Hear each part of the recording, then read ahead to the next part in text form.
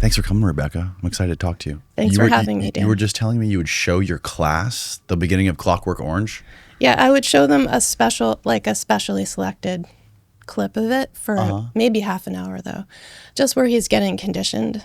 Oh, interesting. To where Alex is behaviorally, let me see, I'm trying to remember. Well, it's about how he's cured from his right. Violence by, by the Ludovico technique. It's all coming back to me now. I think it must have been from my brainwashing class, which I started to teach a couple decades ago. But then after a while, I felt like I couldn't really show it in class, or maybe when I changed universities or something. So how did you end up teaching a brainwashing class? That is a good question.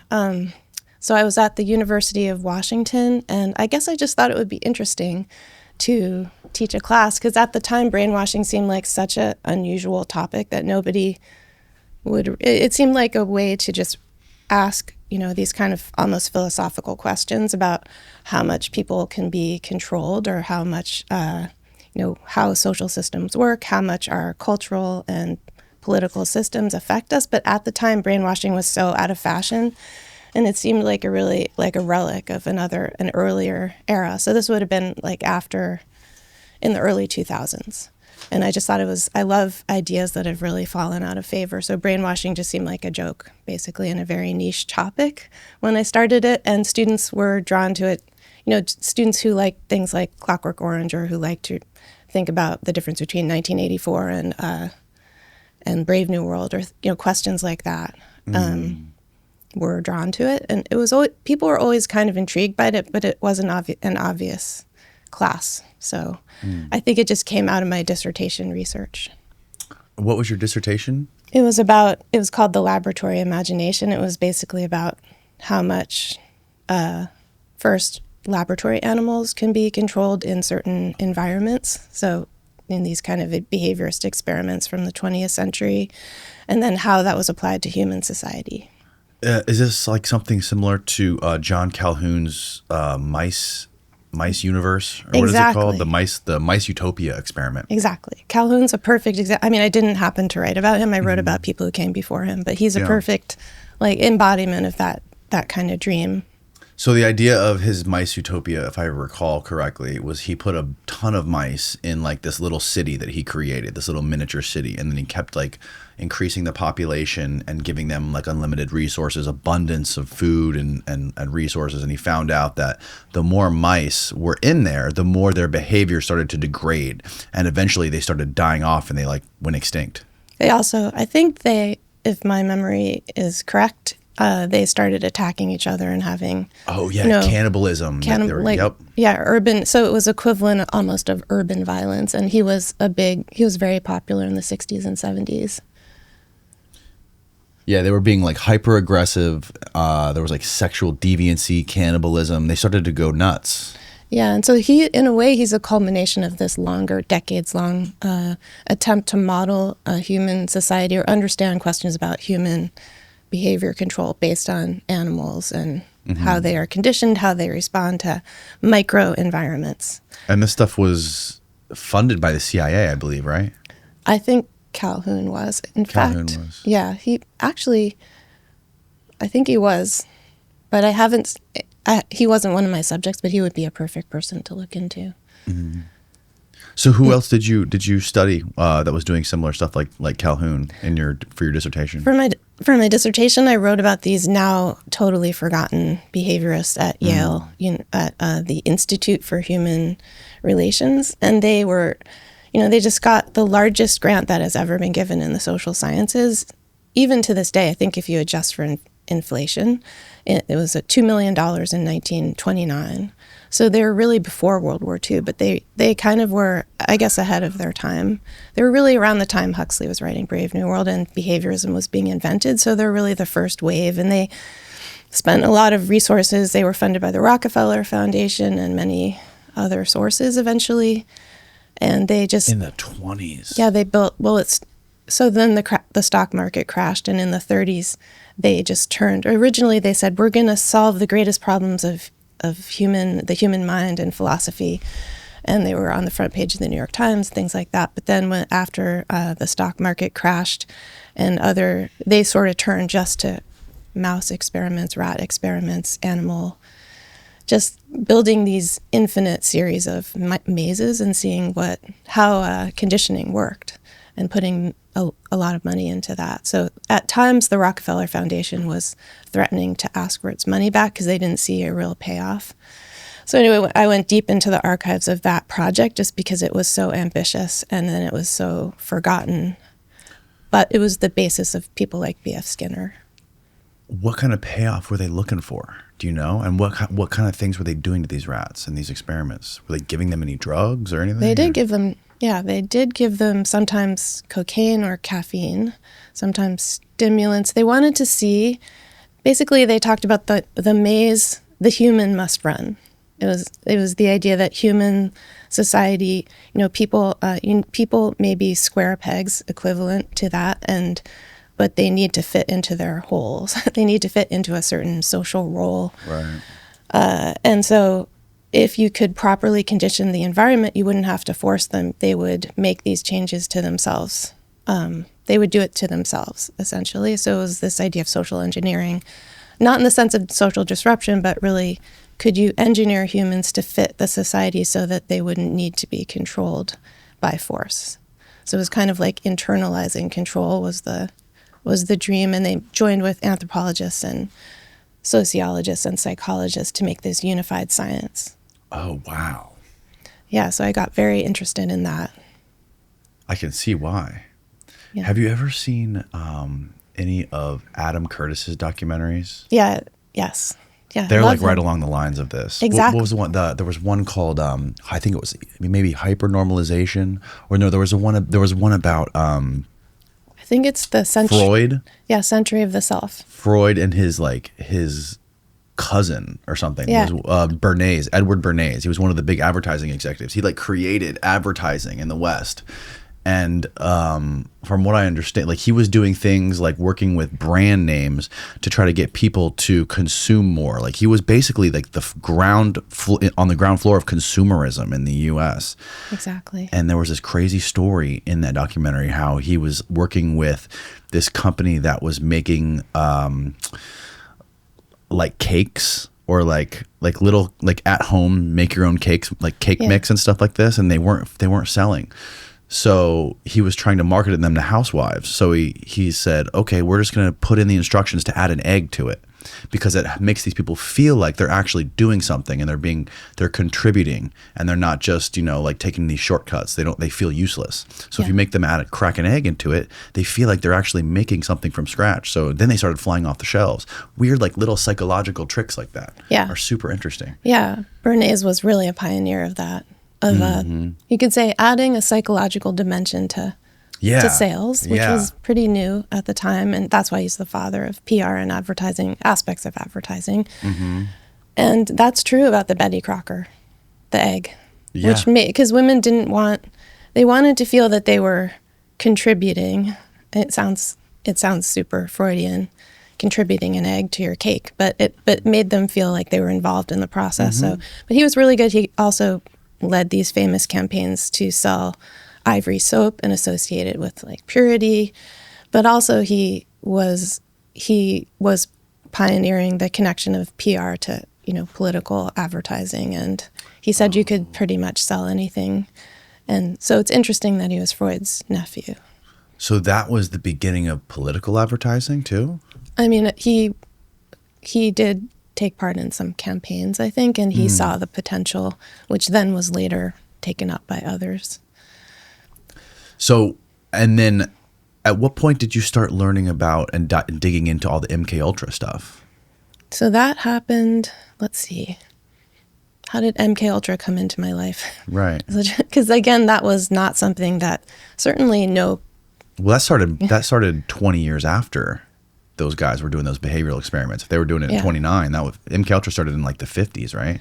Yeah, I think. It's because when I finished my dissertation, I wrote a last chapter about Aldous Huxley, and I said, he talked about how in this great book, The Devils of Loudun, which is not, people don't read very much, but it's really about this question he asks about how can people be broken? And he says, it used to be if you go back to the 17th century, you could take a case like this priest called Urbain Grandier, and he was a questionable priest in a small town in France, but he basically was seducing the daughters of the town, and he was not well liked. So eventually they accused him of taking the form of the devil at night and possessing the nuns and raping them. And oh my God. He denied this, of course. He was mostly just interested in like drinking a lot of wine and seducing the young women of the town. So he wasn't a great clergyman, but he denied these charges. He was found guilty, and because he had political enemies, he was burned at the stake. And before he was burned, he was like pulled apart, in the way they used to do that. Very Ooh. Brutal. And as he was dying, they asked him to confess, and he didn't. He refused to confess. And Huxley said, in that day, even a middling man could somehow find in himself the strength to resist. But today, what were they trying to get him to confess? That he was Satan? Yeah, that he had done this, that he had violated the nuns in particular. And Huxley goes into the whole question of hysteria and things like that. But Huxley then says, this thing really struck me. He said, today nobody could resist the way this priest, the way Urbain Grandier did, because we're all subject to this new form of intense conditioning, and he was talking about even after Brave New World, a kind of scaling up of intense micromanagement of the inner life and like powerful techniques. What do you mean by that? Well, I wanted to know what he meant by that. And I think that's how I got into, post-war, what happened after World War II. How did this kind of dream of social management and behavioral technology, how did that develop? And then when I finished in the last chapter of my dissertation, I wrote a little bit about it. And in my first book also, I started talking about MKUltra, just because there were the three central figures in the kind of life of behavioral, extreme behaviorism were working for MKUltra. So that's kind of how I got into it. Hey guys, if you're not already subscribed, please hammer the subscribe button below and hit the like button on the video. Back to the show. And what do you think why was that? You think what they were saying about the guy who got pulled apart and burned at the stake, the reason that he was able to not confess, they were interested in how he was able to do that and how they could basically break that? Is that what you're saying? I think Huxley was saying, he said in his basic point, which I don't know if I quite expressed this as well. I definitely didn't say it as well as he did. He said, basically, in the old days, they could pull someone apart in their body, but the mind was... Oh, the mind was solid. The mind was solid if you wanted it. You could protect your own mind. But he felt that in the 1950s, which is when he published this book, that was not the case anymore. It was not the case because it was targeted. Okay.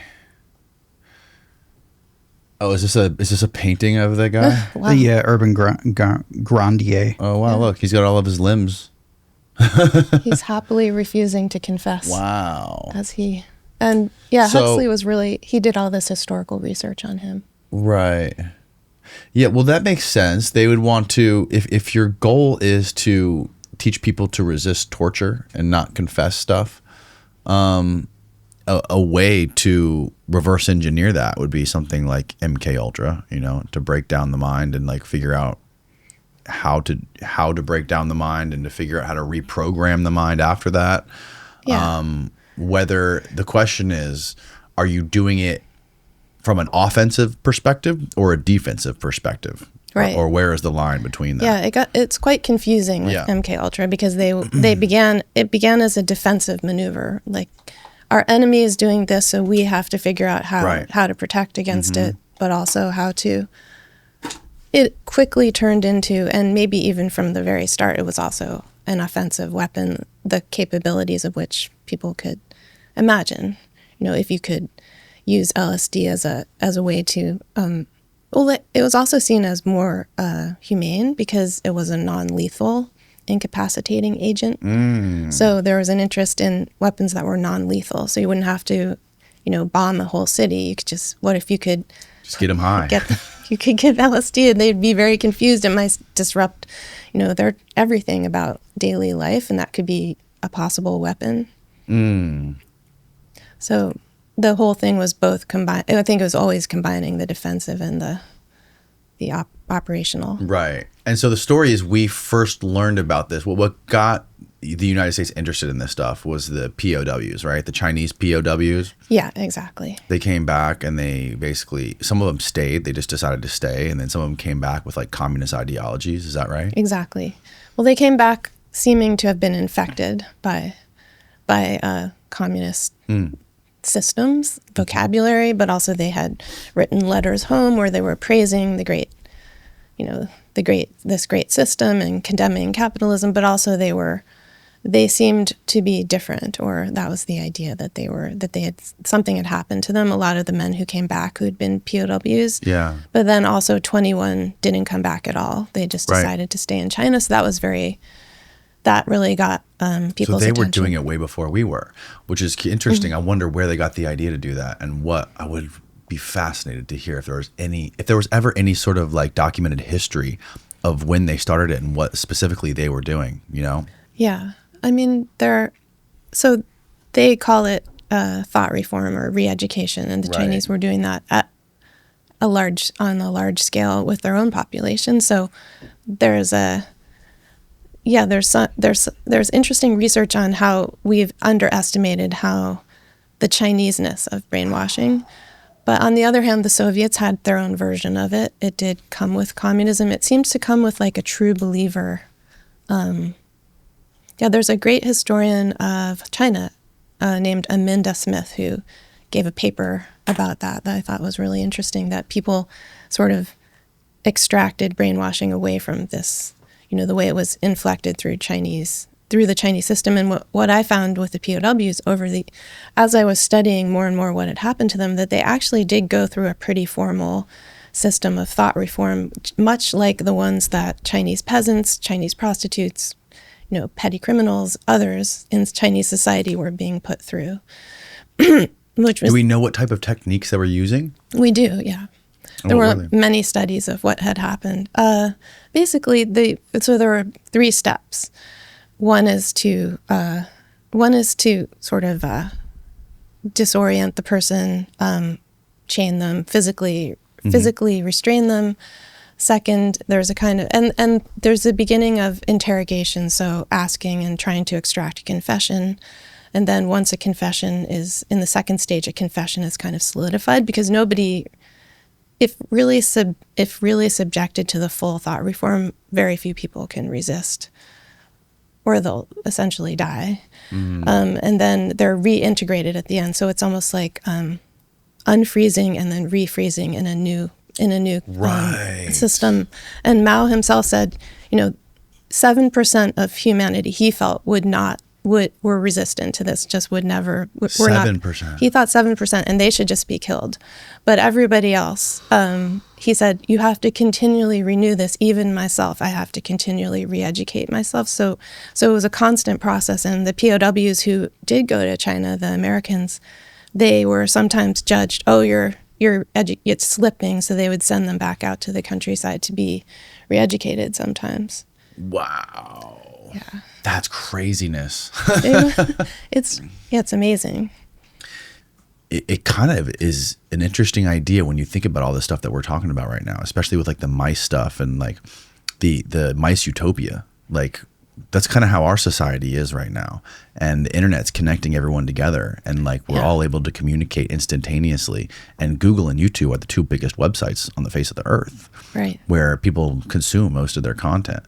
So like if you were the government and you controlled YouTube and Google, wouldn't you want to re-educate the people that are putting all the content on there?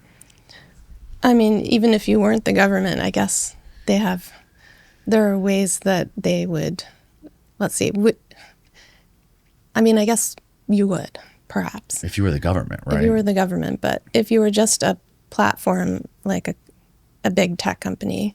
Well, are you familiar with the formation of Google? A bit. Yeah. Remind me. With Sergey Brin. And so Sergey Brin was, when he was first creating Google at Stanford, the whole process was incubated and curated by the NSA and the CIA and DARPA. They got the search engine, the ranking system came from DARPA, and a lot of the funding and a lot of the initial ramp up was pushed by the CIA and the NSA. He was being visited by like a bunch of CIA, NSA, and DARPA people in the very beginning. And, you know, it's not, I don't think it's unreasonable to suggest that like these are two pieces of the same pie. You know what I mean? So if they were responsible for incubating and creating this whole thing, like, aren't they involved in it now? I would imagine they would be.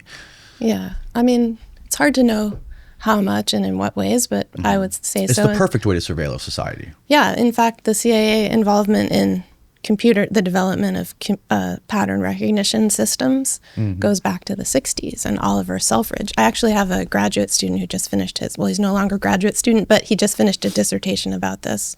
Oh, really? Yeah, and the CIA was involved in funding this early, very speculative research about how to optically recognize patterns and do that, you know, through a tremendous amount of data, because it was, you know, that became the basis of our current technology.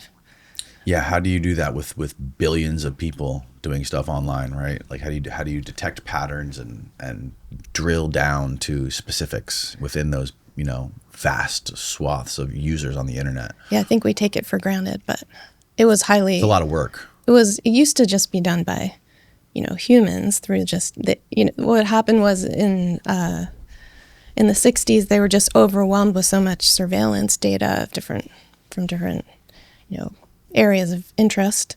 So the CIA had to figure out a way, or was interested in a way, that they could go and search for patterns among the data instead of having a human eyes. So basically mechanizing that. In what year? This was in like 62 or 3. Oh, wow.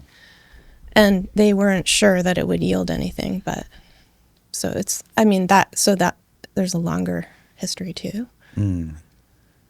So in the late 50s, early 60s is when they first got the money to start experimenting with this stuff. After the POWs came back, they realized, okay, we got to figure out what they're doing, how they're doing this.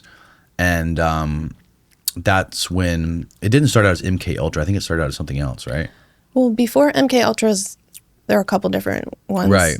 Like Operation, I think Bluebird, I think there's a couple of them where they were testing drugs. Right. You know, and this is with Sidney Gottlieb and Frank Olson and all this stuff. But that's all MKUltra. So that starts Okay. in 53. Oh, okay, I see. Yeah, so Gottlieb is taken up to run MKUltra, and he's a chemist. And then he brings on board John Ginninger and many psychiatrists, psychologists, many social scientists. So if you look at so it ended up, I think, 149 sub-projects, at least the ones that were found in the records when it was officially discontinued in 63. Wow. Or 64, yeah. So of those 149 sub-projects, some are not known in the records, but if you look at them, some of them are very mundane. They're like, you know, make sure our billing, you know, they're just really bureaucratic things, but a lot of them also are very extravagant, you know, wanting to, for example, program remote control animals. This is a connection to back to my earlier research, but to basically behaviorally condition a cat and then implant a microphone within the cat. So you could remote control this animal.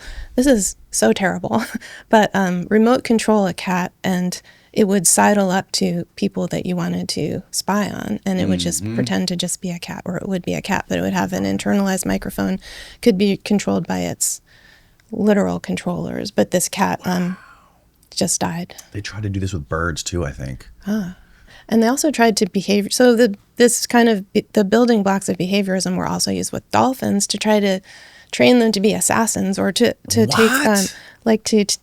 So this sounds outlandish, but it's in John Mark's book. They were trained to carry a needle, and on the needle was LSD, which I guess is somehow they would be trained to like poke people, or at least they wanted this to happen. And the person would either trip or perhaps could be assassinated. There was a whole bunch of dolphin training. And John Lilly was connected. So yeah, John Lilly, he got funded by NASA to try to figure out how to communicate with dolphins. Yeah, that was after his change.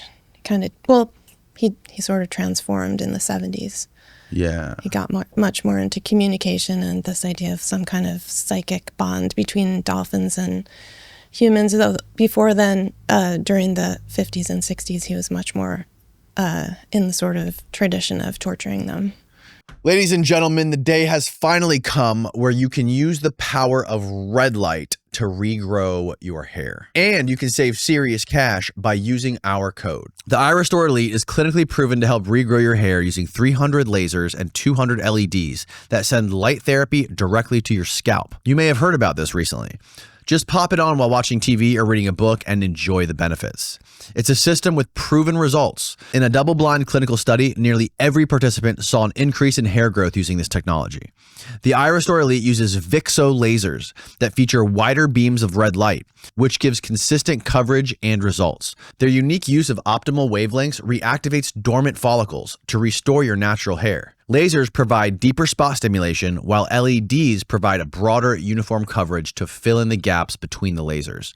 Plus, they offer a money-back guarantee, so you're getting it risk-free. I love it because it's super lightweight, portable, and it looks badass. And I'm definitely not embarrassed to use it, more so annoyed by everyone who's approaching me trying to borrow it from me or try it on because they want to regrow their hair like me. And we've talked about red light many times before on this podcast, so I'm super confident about this technology. And if you really want to get the maximum out of the Elite, bundle with the Revive Plus Max Growth Kit and Biotin Gummies, which work in conjunction with the red light wavelengths. Give yourself the gift of hair confidence. For a limited time only, our listeners are getting a huge discount on the iRestore Elite when you use the code Danny at iRestore.com. Head on over to iRestore.com and use the code Danny for my exclusive discount on the iRestore Elite. And please support the show by telling them we sent you. Hair loss can be frustrating, but thankfully you don't have to fight it alone thanks to iRestore. Yeah, I had a gentleman on the show a while back, Richard O'Barry, who made this documentary called he's part of the Dolphin Project, but he made this documentary called The Cove about the killing cove in Japan, where they round up all the dolphins and basically slaughter them while they're alive. Yeah. And he was a part of the filming of the TV show Flipper. Oh. And he was living in Miami at the Miami Seaquarium, and he was the guy who was basically like handling Flipper every day. He was the trainer for Flipper. Wow. And that's how he met John Lilly, and he befriended John Lilly, and that was right when he got that funding from NASA, and they were like opening up the skull of the dolphin and like putting probes in there, all kinds of like sick, inhumane things they were doing to try to figure out communication. Yeah, Lilly is kind of a key figure, and I think maybe people forget, or I don't know what his reputation necessarily is, but how invasive his research was and how many dolphins died because of it. But then later he kind of became, actually one thing I learned was that dolphins were not seen as especially, peaceful or, interesting animals before Lilly. So he did kind of put them on the map. Interesting. Yeah, they weren't seen as majestic or inspiring. Flipper probably did that. Probably I guess a huge part of it. Yeah. Because I don't think many people know about John Lilly, do they?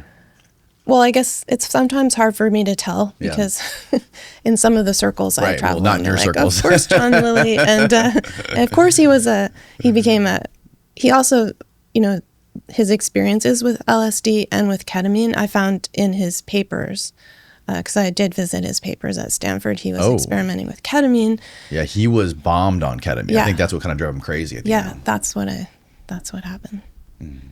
Yeah, he thought that he was talking to aliens or something like that. He was communicating with an alien race. Is that right? Well, he and Louis Jolyon West actually wrote a paper together, which they tried to publish in, I think it was Science. They sent in the manuscript. I found this in his papers, but it was never published. But they're really. And you read them? You read them? I have it. No way. I have it on me at this very moment. But I would summarize it as saying they start off very sober and they're saying we've discovered these properties of ketamine. It's going to change the world, and only very, very qualified, very mature, evolved human beings such as ourselves should be allowed to have access to it, and they say, but there's really no limit to what it can do. It can put us, and then they start to get very carried away with the possibilities of it, including contact with aliens. And so they were doing ketamine together.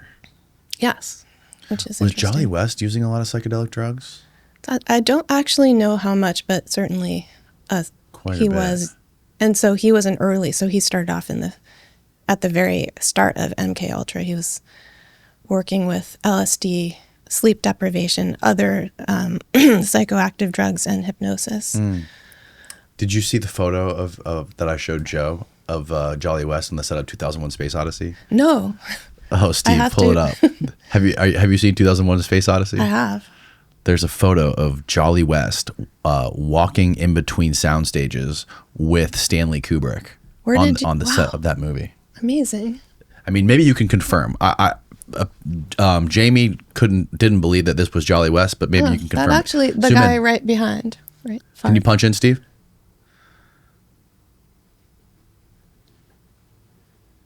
It does look like him, but I can't.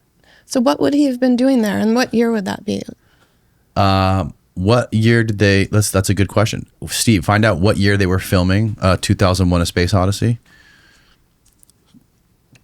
Rebecca would probably be the best person to confirm or deny that this could be accurate. Well, I'm intrigued because I thought I've tried to figure out everything I could Yeah. about him, and he does like to talk about himself. So Yeah. he never mentioned that. Right. But then in the Well, there's a lot of conspiracy theories that say that they got Stanley Kubrick to film the moon landing footage. So it was released in 68, so it must have been filmed in 67. Okay. So 66 or 67 came out. Usually movies come out a year or two later after they're filmed. well, interestingly, so this may or may not be West, but he in 67 and 68, who was in Haight-Ashbury in his hippie, doing his research with at the Haight-Ashbury Medical Clinic and his other research in the what he called the Psyche Pad, which was. Can you find a photo of him from 68? So I think by 68 he might have looked a little. Yeah, okay. This is good. But I know he grew out his hair, which is one pertinent thing. I Ooh, think in 60 he said he tried to fit in, and his graduate students who were working on the project described how he was wearing these hippie clothes and he was maybe growing a beard. But Right. Yeah. This is Tom O'Neill did a very good job of explaining all this in his book Chaos. Yeah. How even the students thought he was like kind of a wacko because he'd be hanging out with them and like getting high all day. And Yeah, sit on the couch with his friends. Yeah, They were yeah, like, yeah. What is this project? Any luck, Steve? I think I found it's not dated. No, there's nothing that's. Can't find anything, huh? This that is looks this is one oh shit. There we go. This is one that I found, but it's not dated.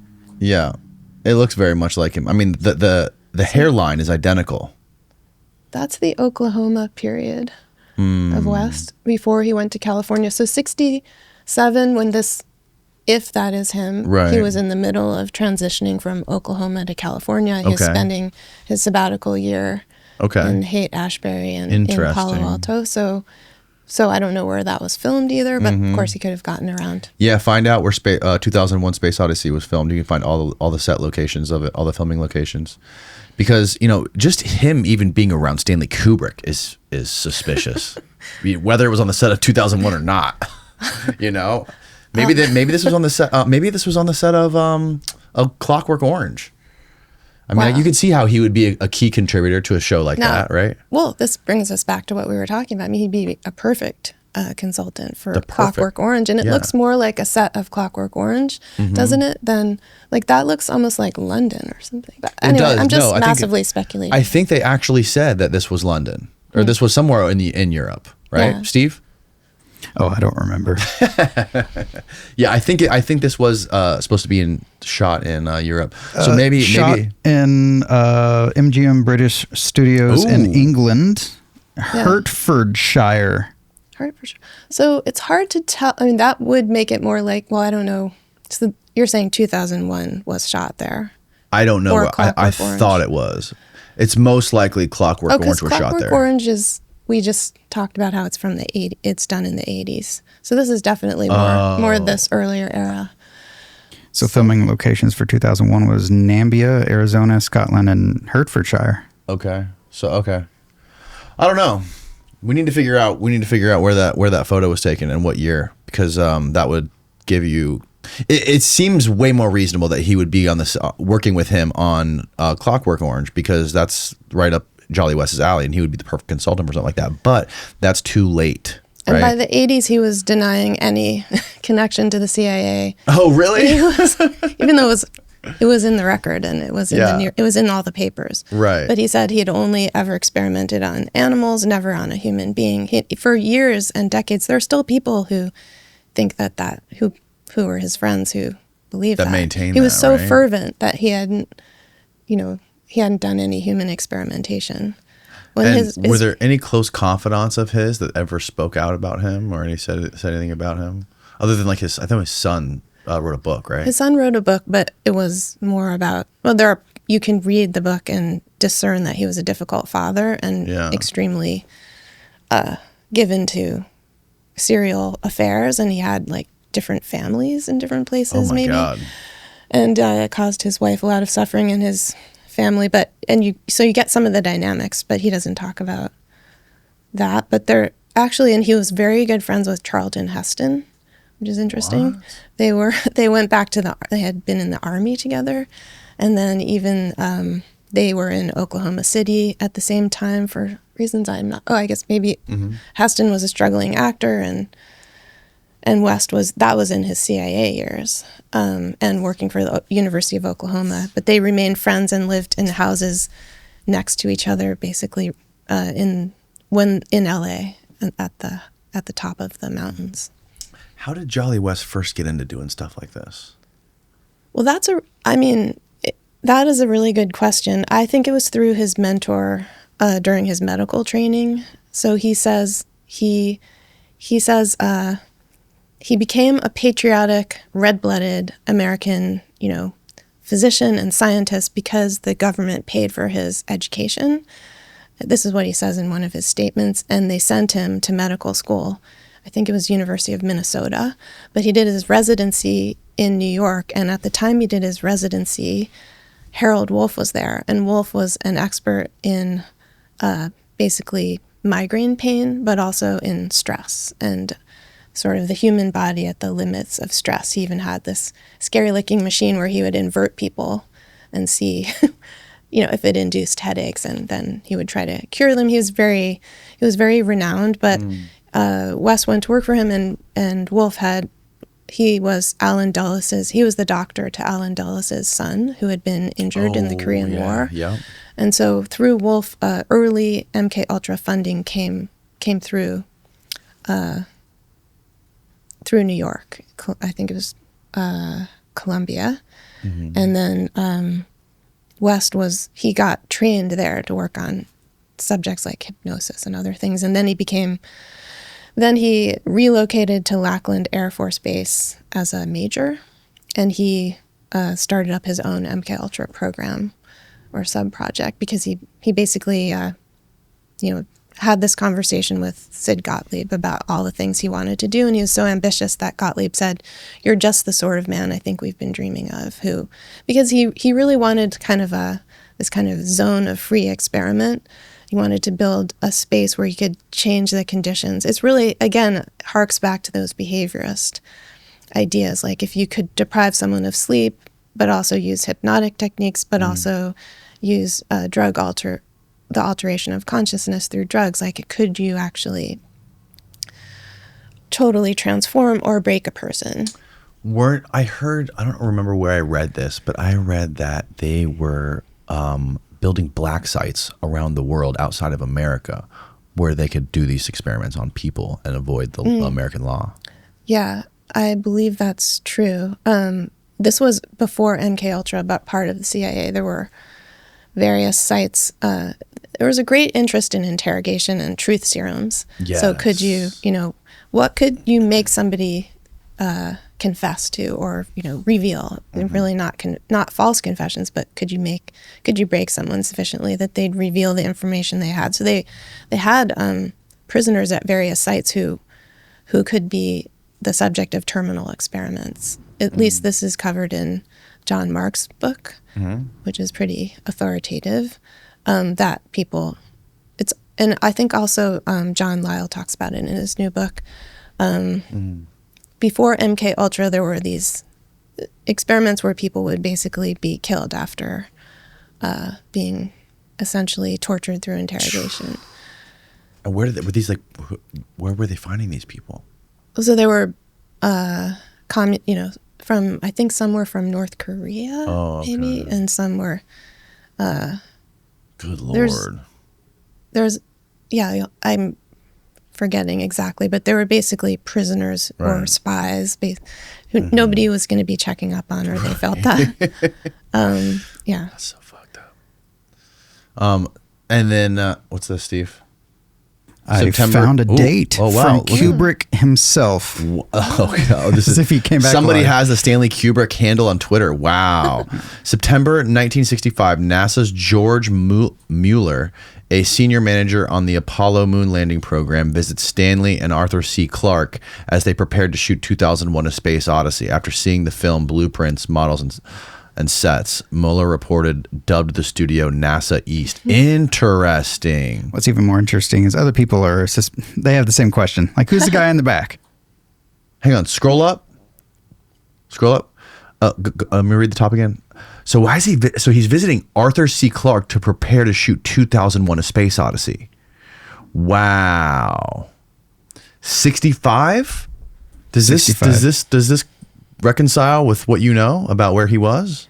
So that it interests me only because I don't know what he was doing in 65. There's kind of a gap after MKUltra. His funding does seem to dry up a bit. He's at the University of Oklahoma. He still does, he does dress in suits at that point. Like later he kind of adopts in the 70s. You see him more in like lumberjack garb, and he's more casual at UCLA. But this would be his look at that period. But I don't know all the things he did in that period, so it would be interesting to know. And we'll say physically it sort of resembles him. I mean, NASA had a lot of research on, humans in extreme microenvironments because they had to know about that. Yeah. So, he may have had contact with NASA, but I don't know about it. This is such a curious thing. This is another thing that I was talking about with Joe the other day. The MKUltra stuff, everything that was happening during the Cold War, there was more lying and more like sinister black project experiments that were happening in the U.S. than any other time in history.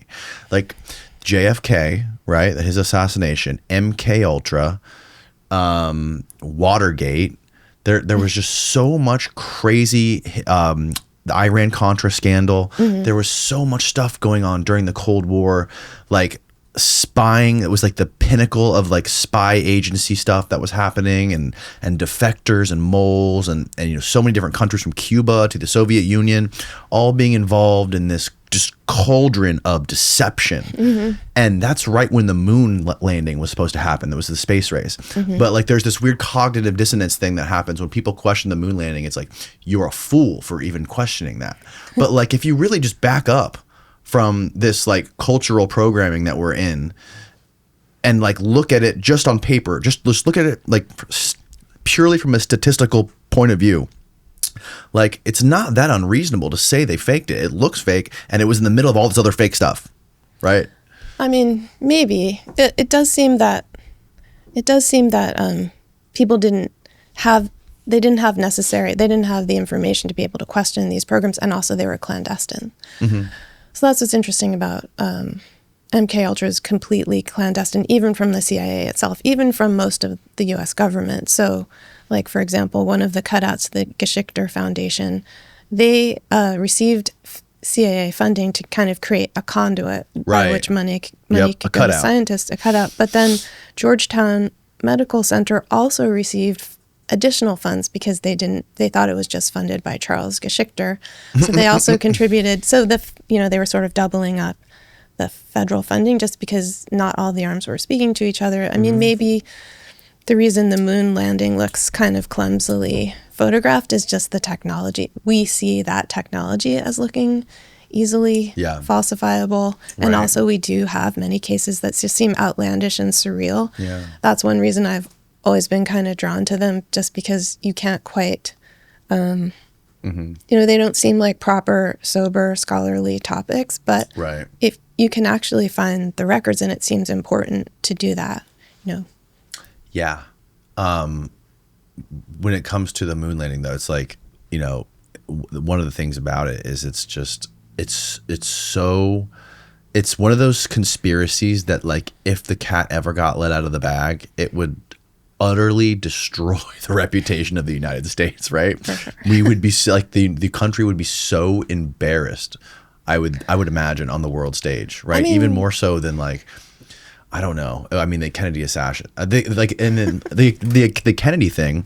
It's like everybody knows the truth. Like, everybody knows, in general, what happened there. We know it wasn't Lee Harvey Oswald acting alone. Like, if you took a consensus on every American, it would be a vast majority of the American population that believes it wasn't Lee Harvey Oswald acting alone, right? Sure, yeah. Whether you want to say it was true or not, I would say the vast majority believe that there's some sort of conspiracy there. Yeah. Right. So, like, even though like the leaders, like the people who are behind these things, are never going to let the cat out of the bag, there's already this distrust that's been built, right? Yeah. I agree with your point, but I also, have you been to the Air and Space Museum in DC, in No, I Washington? haven't. So I think they have, at least I remember seeing it there in DC, and I think they still have it, like one of the capsules that went to the moon. Oh, really? Yeah. And you can't believe it, because it looks like it looks literally like a tin can. It looks so impressive. And you're like, human beings actually put themselves in this and shot into space. And, Right. so either this could support, to me, it just supports the that point it? that we don't. Yeah. And then you see they actually invented the checklist for the Apollo, one of the missions. So before that, there wasn't even a concept that you should have a checklist, because they wanted, because several of them there were mistakes and things went wrong and people failed to check like certain, make sure this works. So they invented just this idea of the checklist. So you see these printed out, typed. It just doesn't look like our idea of advanced technology. No. So I think that's one thing that undermines this, Right. people's belief in it, or perhaps generates these theories. I don't. Well, it's also the fact that we haven't been back since 72 or 73. What was it? Yeah. We went on the first try.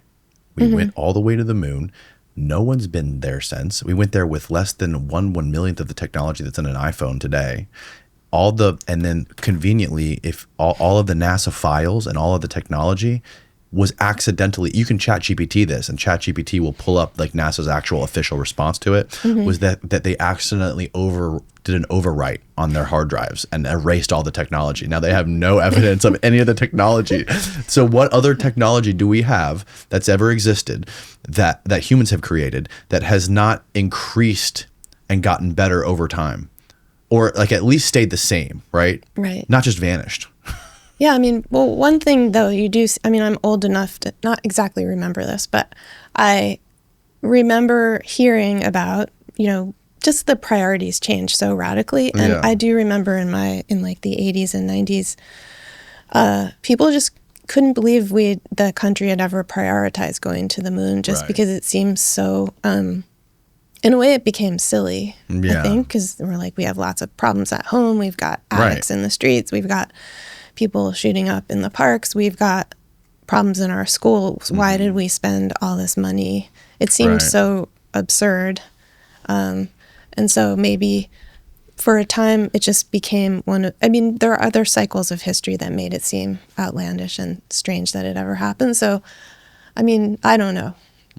I wouldn't imagine it didn't happen, but then again, I'm a product of that. I Just 'cause remember we as a have to beat child the seeing it on Russians. TV. Right. When I Yeah. was- And then another weird thing about it was when they broadcast, the way the television companies broadcasted it, they had to go to the location in Houston, and NASA put up the feed on a big projection screen.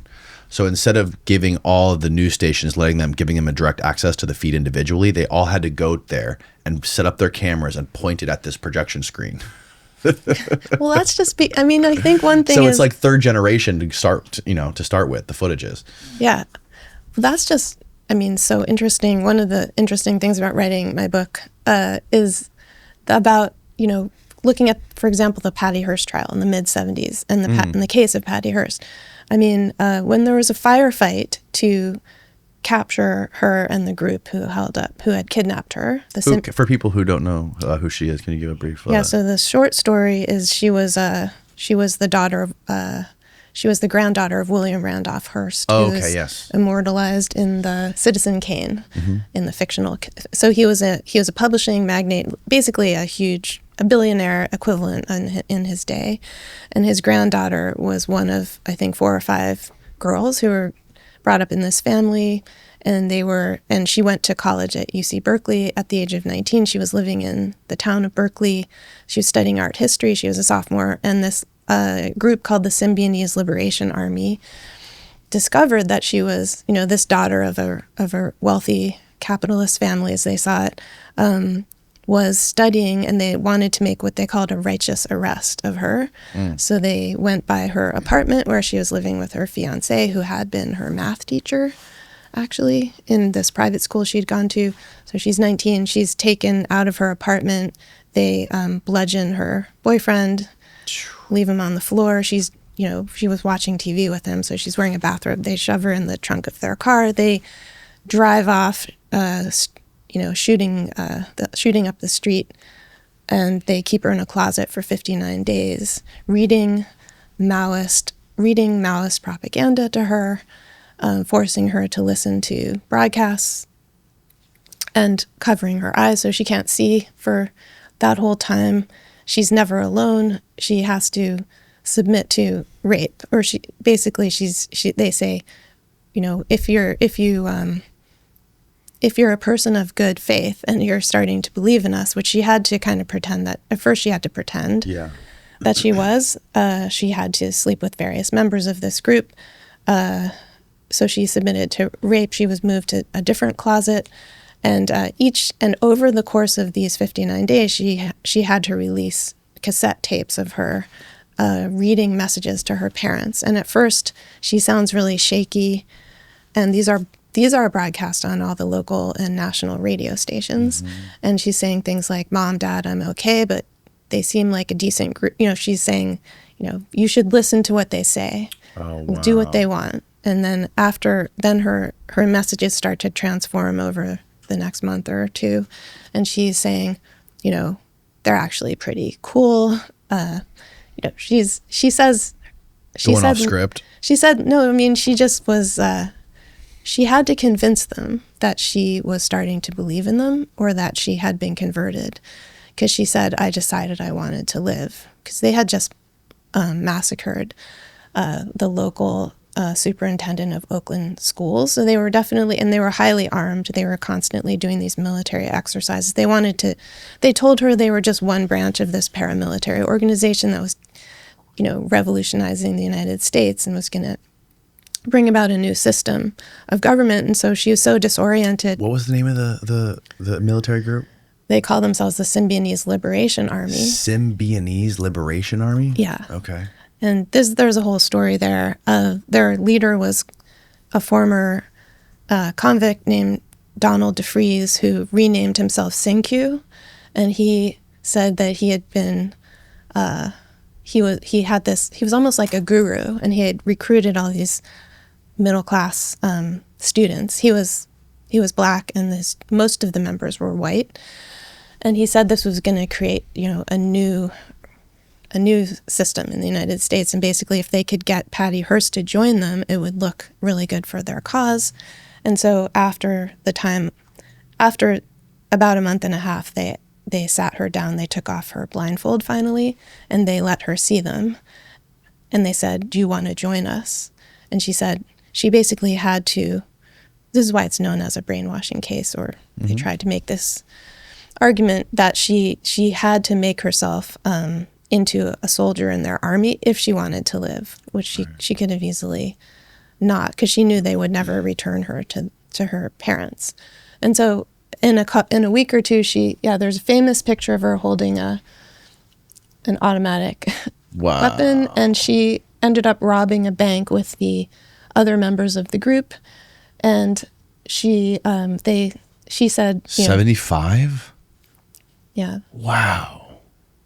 And she declared that she had a new name. She was no longer Patricia Hearst. She was going to be called Tanya. And so eventually she went on the run with this group. A whole bunch of things happened. Oh my God. And people in the country didn't believe that they seemed like they kind of forgot that she'd been kidnapped. And they started to assume that she was a willing participant in this gang, and they were associating her with the hippies and with the radicals of that time. And so she was tried in 1976, and Louis Jolyon West was the lead expert who, in her defense. Wow. Because he What? was... How did that happen? Yeah. That's bananas.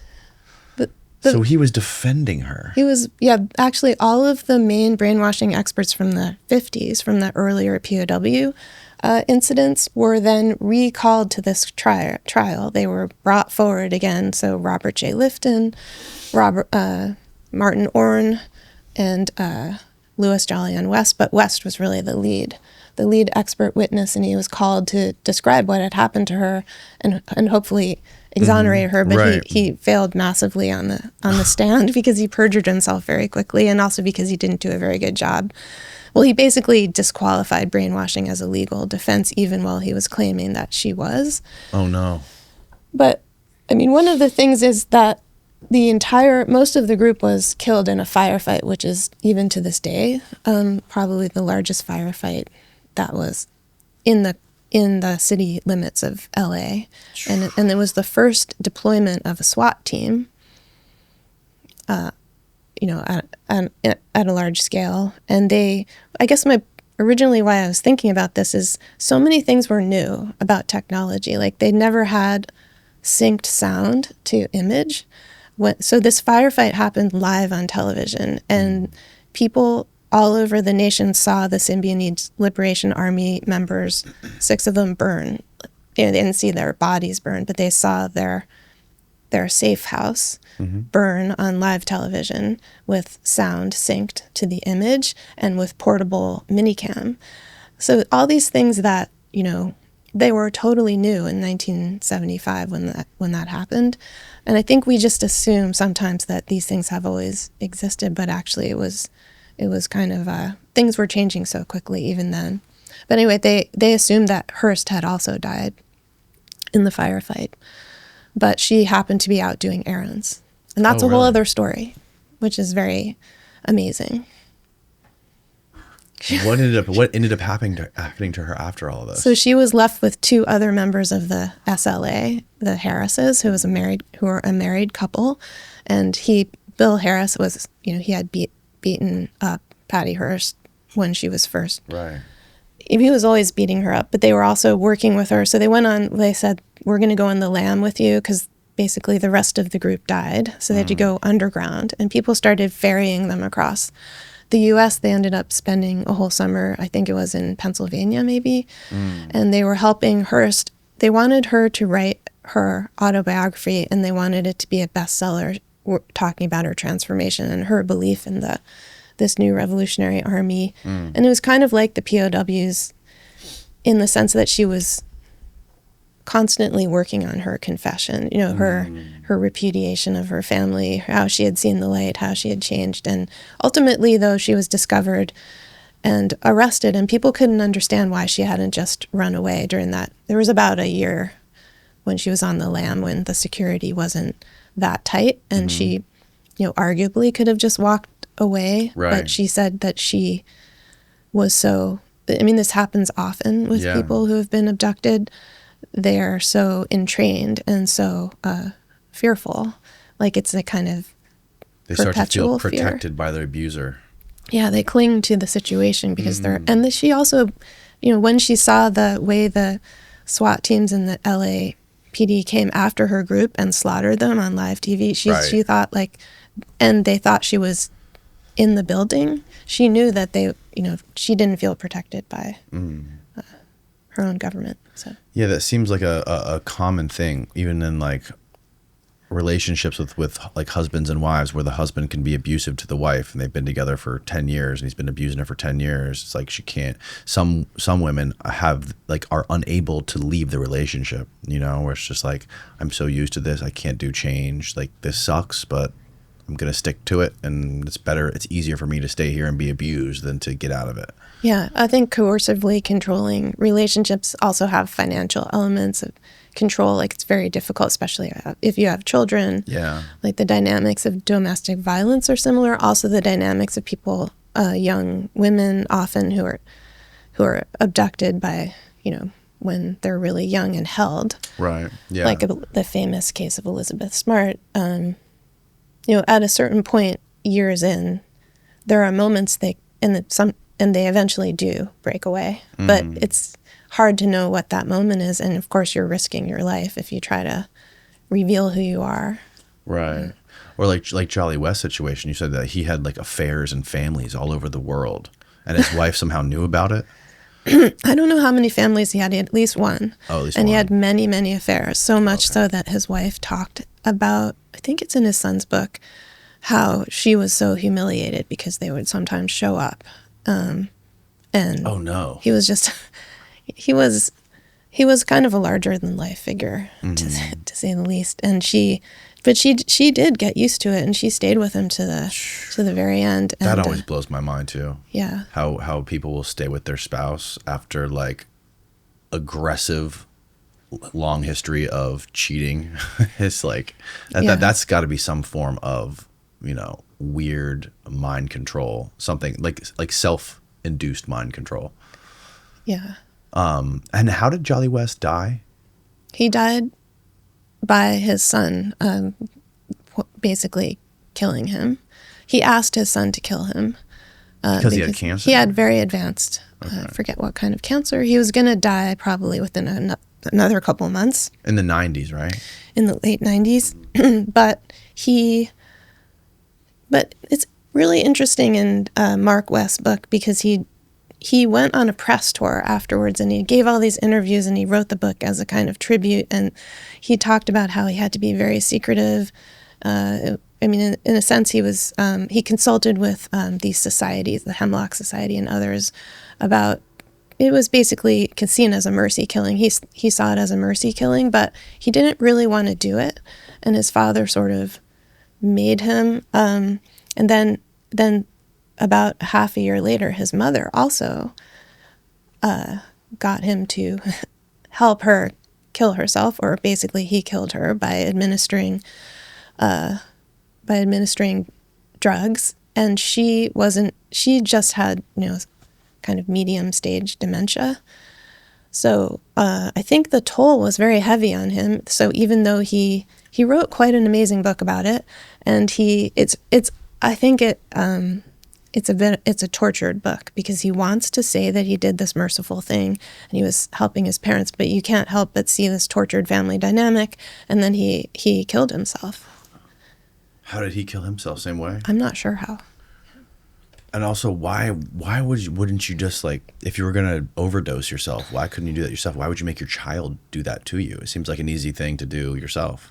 It did seem that, my impression from the book, because it's quite well written. It's do you know the name of it?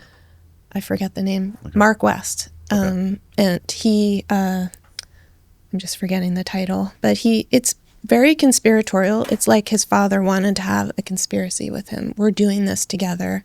He had to hide it from his sisters. That was the main thing. And the same thing with the mother. It was almost like they were bonding over this task, this joint project, and that the project would ultimately be both of their deaths.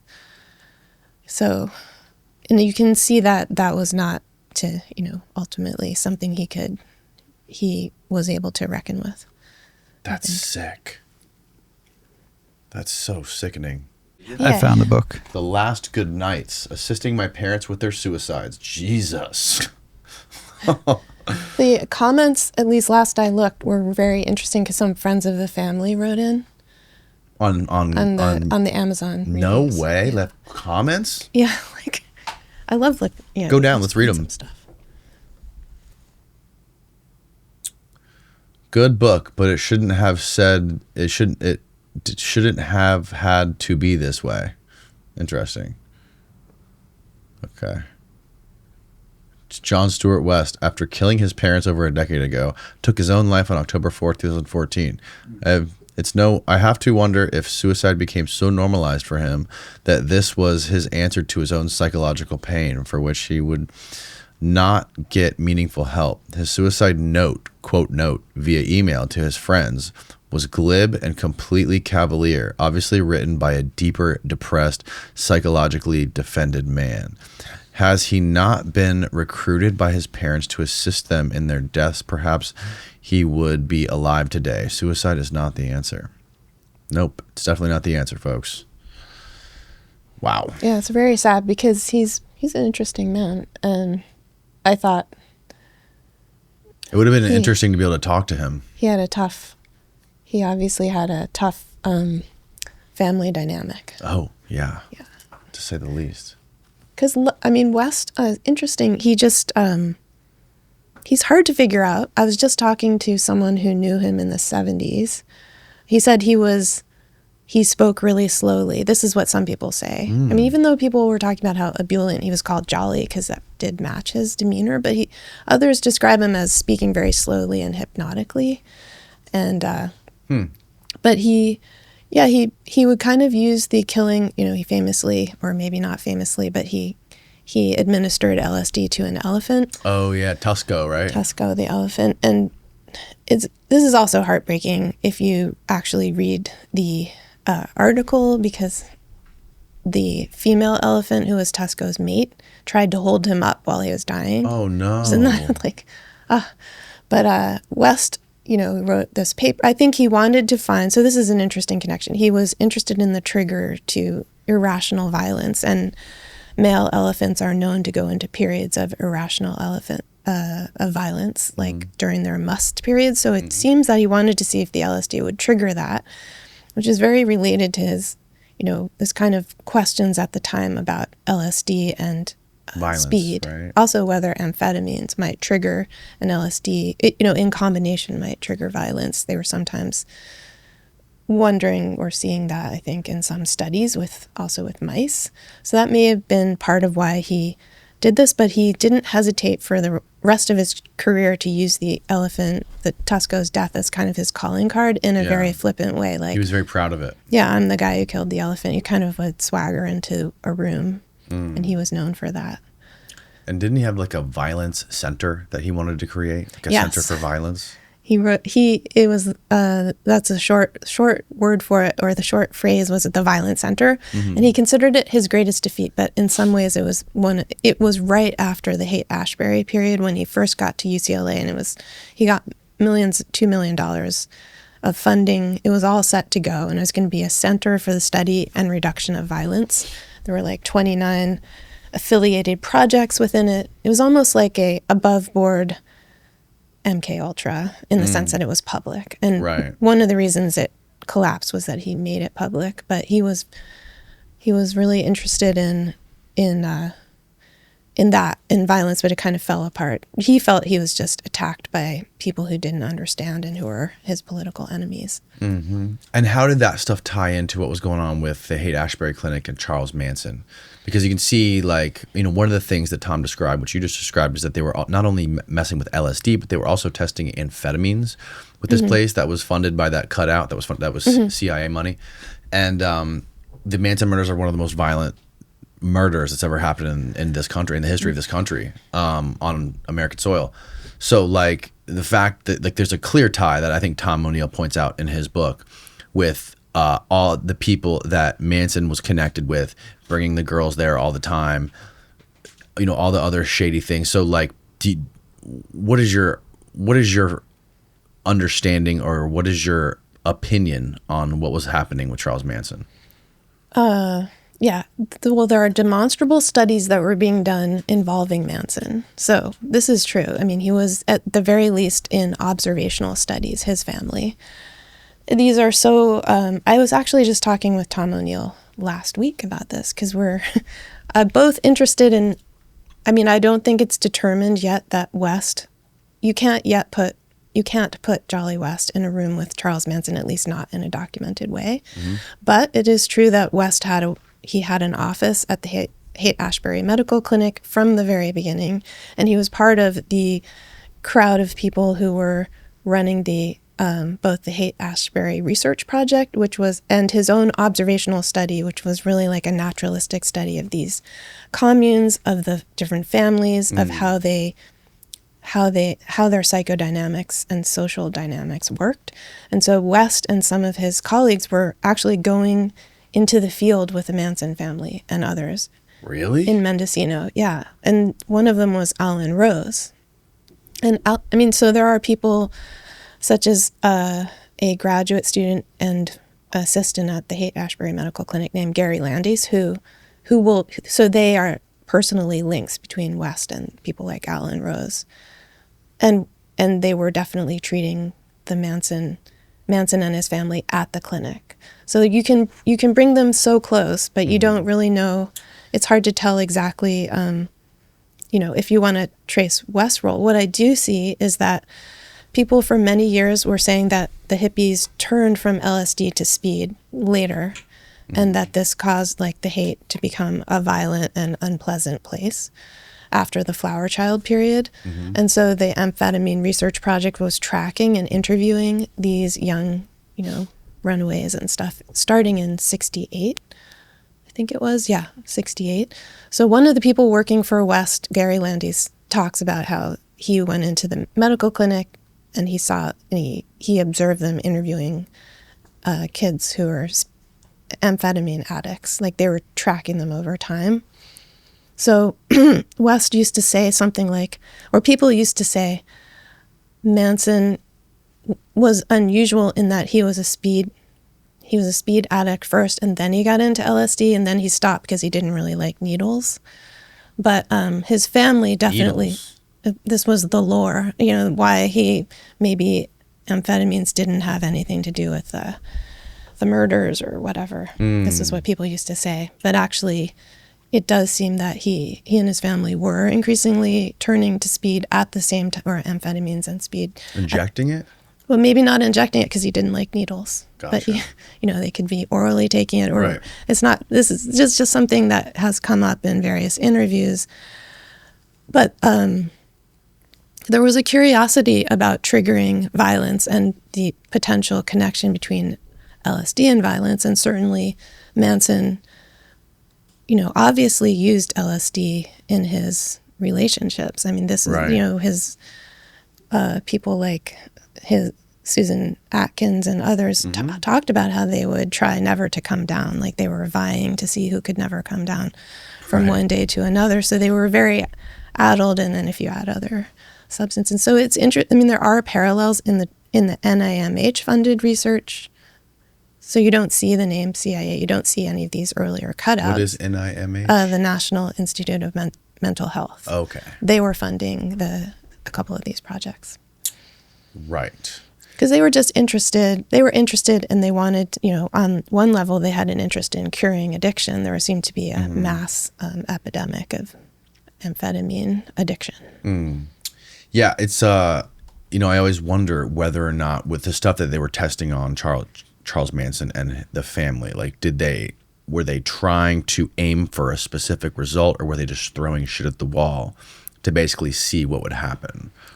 Or were they trying to guide them in any specific way, I'm not sure they were even testing on them. I mean, I don't think that's been proven. I think they were naturalistically observing them. And they were just observing them as like wild animals. And also, the problem is with naturalistic observation is people, throughout time they get involved with their subjects. And West himself in his own diary wrote, "I'm getting too close to my subjects." These were he was involved in many different things. Right. And his other of his team also became involved. Like they not only went to, sort of anthropologically observe the family, but they were sleeping with them sometimes, the women, or they sort of get involved. But I'm not sure I don't believe that there were formal, at least nothing in the record, nothing that they would have published, or nothing that NIMH would have sponsored, which would have which would have allowed the actually giving or, testing or experimenting with Manson or anything like that. Well, I mean, one of the biggest questions about that, though, is like, why did he kept getting let out of prison by Roger Smith, Well, this is such a good, it's true. It's remarkable. So you can say it is possible. So that there could be clandestine papers, studies, who knows, but Roger Smith it's really odd that he was both, a prominent researcher in amphetamine addiction. He was doing these experiments with mice and with complicated protocols. He was also friends with David A. Smith, who ran the Haight-Ashbury Medical Clinic, and he was Manson's parole officer. Like, that's very hard to understand, and he kept releasing him. But he says that, I think he said at one point, there was a program to try releasing parolees to see if they would do better. So, it doesn't really, like a criminological experiment of some kind. It's not easily explained. I think that's why Tom O'Neill's book is very striking. He didn't commit any like real violent crimes though, did he? Before that, weren't they just like petty theft and like stealing a car and some other things that wouldn't lock him up forever? Or did he actually like? Well, he and his family did kill a Buddhist practitioner in a drug deal, some sort of right before the murders. Oh yes. But before that, Manson actually his family was known. Some people say, at least Alan Rose at one point said, actually they're kind of like model hippies. At least he takes care of them. He brings them to the doctor. They're not just in squalor. But because he was pimping out the women in the family too. But so, and he had career ambitions, Manson. So right, yeah. So yeah, I don't think he didn't Beach have Boys. He didn't have actually much history of violence that I know of. Like he of course he didn't commit these murders himself. His family did. Right. But he was there. He went there right afterwards, right? And then there was the one after the Tate murders, the LaBianca murders. I think that was the next night, right? Right. He was there, I believe, right? I think he was out front, or maybe he didn't go inside. It was very nearby. Yeah, very close by. And then another weird thing about the Tate LaBianca murders is that there was a CIA agent who made a phone call. I don't know if you remember that from the buyer. It's one of the really curious things about that book was this guy who called somebody, I can't remember who, and like told them at like 8 o'clock in the morning, or like first thing in the morning, before the first phone call to the police ever even happened. And this guy was like a legitimate like CIA, I don't know if he was an agent or an actual like officer. I think he was probably just an agent working for the CIA, giving them information. This guy ended up being a ghost, and they never found who he was. But I think Tom included photos of this guy in the book, so that's really curious. Were they just following him? Were they just observing him? Like, did they know? Did they like see like, oh my God, this guy's gonna? What are they doing? And they found out like, fuck, this is getting out of control. I don't know, but the fact, also the other thing about how the prosecutor the story of the prosecutor and him writing that book and like covering up all those really blatant facts and really crazy connections to Manson. Vince Bugliosi. Yeah. I mean, that's why Tom's book is very compelling. Right. I mean, he finds all these... And how he started meeting with Vince, and Vince was like, oh yeah, come on, let's talk about it. And as soon as Tom started digging in too deep, Vince completely like shut him down and cut him out. Yeah. So. Yeah, people... I mean, he's reputationally damaging, I gather. Totally, yeah. And I think, in the Haight-Ashbury Free Medical Clinic did do a lot of amazing things, so it would be frustrating. I mean, it's not just one, it's not like it just simply was a front for the CIA or anything. But it shut down 2 weeks after he released the book. Yeah, because his reputation was so damaged by it, so he's quite upset. I mean, I can understand that. You spend your whole life doing that. So. Yeah. It just makes me wonder, like, all the money and resources and projects that they had devoted to this stuff in the 60s. Like, imagine what they could possibly do now with the internet and social media.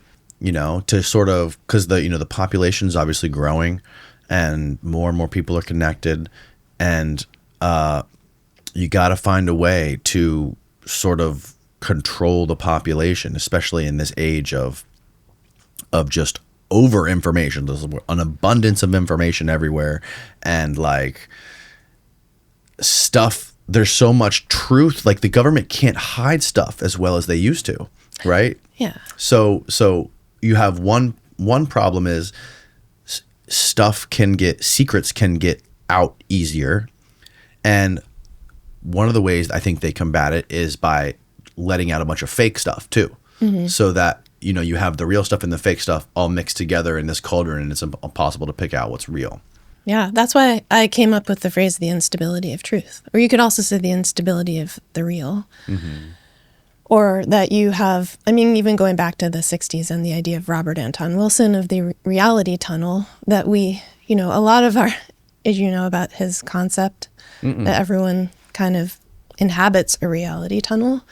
And that the main, he says something I think amazing, like a lot of the world's greatest ills come because we don't understand that so much of our perception is just grasping, in other words, to make sense of reality. So he was an early, I think, someone who understood that we do construct we construct our sense of what's real, and it can be highly siloed.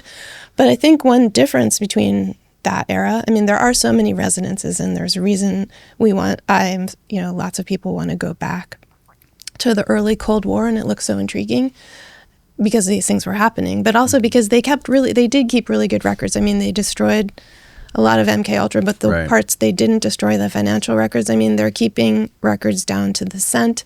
They're sometimes so boring, like, did you make the transfer? Did you, how I paid this much for stamps? It's very mundane. And, it seems like things could be, so there could be a kind of controlled experiment that was done clandestinely, and maybe we're a little nostalgic because we live in a moment, I think, of uncontrolled experiments. Yeah. That's what I tend to think, which are just emerging and not necessarily directed on so many levels. Like, we don't know what the results will be. And a lot of them are just maybe platforms maximizing for profit and engagement. And then the side effects are certainly psychological, social, and like mind melding, and also warping of our ability to really deal with this. Yeah, and it's the more you pay attention. The problem is most people don't have the luxury of paying attention to this stuff because people are burdened by their jobs, their lives, and people like me, who my job is to pay attention to this stuff, get to see it, and I get to see how like my mom and my dad live in two separate parallel realities, because my mom gets all of her information from CNN. She's very left wing, and my dad gets all his information from Fox News. He's right wing, so that they both have like completely separate facts on every situation that exists. And it's like it's amazing to me that they can't see it, but most people are they still married? No, they got divorced when I was 5. Okay, because I was going to say that would be impressive. Yeah, no. It would be a miracle if they stayed married. My mom was a fine arts major, and my dad was a mailman. It couldn't be more opposite. Yeah. But yeah, I don't know. I forgot where I was going with that. But sorry to interrupt you. It was very interesting. You were saying a separate reality. You can actually find. I think it is more unique because you were talking about. There is just such a overabundance of evidence that it's hard to evaluate. It's hard for anyone to evaluate, even if you have a lot of credentials in historical verification or the vetting of sources. Just because I just was hearing about how AI is capable of. So if it generates a hallucinatory story, it can actually then also generate supporting documents and websites that seem to support that story from from a web vault or something. So once that starts to happen, it really upends the historical process, and it makes you even more, maybe reliant on or interested in paper records, that are less subject. Physical records, which seemed malleable and, Mm. subject to, suppression and all these things, but at least are much more, they offer you some sort of verification process. Mm. Have you ever heard of the book called The Electric Body? No. Steve, find out who the author of that is. This is somebody Jack Cruz was talking to us about. But so there's, I guess, like in all of the devices that we have, like all like the phones and the iPads, and even in like televisions and stuff like this, there's this, it's all this one spectrum of light, which is on the blue end of the spectrum. And there's something about that specific spectrum of light that like messes with the chemicals in your brain, which it turns it into, it's stimulating, right? So it's not only is it stimulating, but it's feeding you content from social media that you're getting just like tiny little hits of dopamine every time you scroll through this thing. And it's designed to keep you on the thing, right? Yeah. And apparently like this started like early on when like Vegas was first developing with the casinos, and they decided to take out all the windows and take out all the clocks to keep people in there to gamble all the time. And, then eventually like we started getting televisions, and then the iPhone came about, and then the social media companies figured, we can make way more money if we keep people on the phones. And and what's happened is it's exponentially gotten worse, because not only are people just like constantly being inundated with this blue light that's messing with like their circadian rhythm, they're staying up too late, but they are like, it's like their brain is hijacked by these devices combined with social media, because they're optimizing only for money and retention, right? They want to keep you on their platforms longer. They don't get you. Becker, was it Becker? So Robert Becker, that's what Robert it was. Becker? Yeah. Robert Becker did The this Body thing, Electric. The Body Electric, right? Which talks about, it's a fascinating. I haven't read the whole thing yet, but it's a fascinating deep dive. It was from 98. Oh wow, it is kind of recent, huh? So yeah, it explores the pathways, in the understanding of evolution and But it's certainly psychic before, phenomena and healing and stuff like this. But before blue light. But like light, right? But the guy who was explaining this to me was explaining how light is like fundamental to human health and biology, our evolution. Even like he was explaining like how like we overlook the circadian rhythm, and how this technology has taken us so far off the path of that, of like our where human beings are supposed to be like in nature when it comes to the sun and light and all this stuff. And we're like constantly, and then Obama did this thing when he was president where he mandated that everyone had to have incandescent light bulbs, or no, LED lights. Right, he banned incandescent lights, right? It's because they Yes. weren't energy efficient enough. Right. And those lights are full spectrum, right? They have the Right. full spectrum of light, like sunlight has. They don't have UV, but Yeah. incandescent or the LED lights are all specifically blue light. And when people are spending all their time inside underneath these lights, and then having this blue light on your eyes all the time, the argument that he was making is that this is a form of mind control. You're keeping people locked into this stuff. And if you can get a population of people addicted to an electronic device in which you're feeding all the information into, that could be very dangerous, For sure. especially on a large scale. I agree that, well, first of all, the larger point that our circadian rhythms are massively disrupted, and that has psychological, I mean, it has effects that we haven't even begun to reckon with, I think, because not only our devices, but long before that with fluorescent lighting, and then later, as you're saying, with LED lights, I think that was an unintended consequence of making incandescent lighting illegal, essentially. Right. Like you can't even buy those. Right. And you know how depressing it, even when you tune an LED light to look more warmer in different ways, it doesn't have have the same effect, but also just the way we spend so much time indoors. People have shift work. There are so many ways that our attunement to the rhythms of day and night are disrupted. Sleep is a massive problem. So this creates a kind of a background disruption. You could even look at the potential effects of, there's a historian of biology at UCLA who's looking at the effects on age of menstruation, because for young women, I've it's heard much about this. earlier than it's 6 to 7 years earlier than it used to be. I mean, then over historical time, you can track this kind of. And why did they say that was? I mean, people, this is, as far as I know, not fully understood why, girls as young as 9 to 11 are now starting menstruation, whereas it used to, I was listening to a scholar who was saying that if you look at in Shakespeare's time, people didn't really come of age until 17, like women, young women didn't. So, and even in recent memory, it was much later. So what has been happening? I mean, you could say chemicals, you could say maybe an enriched diet. People have talked about maybe I think that the disruption of circadian rhythms can also affect, like, this is not my area. I think it's, I've seen people write about this. And I just think the various ways that our lives are disrupted by kind of being in artificially lighted environments and not being outside enough, essentially. Not tuning to these cues that maybe through much of human history we were cued to. Age of, what is this? Menarche? Yeah. Menstruation. Okay. Yeah. So in the 1900s, it was 14? This is in the U.S.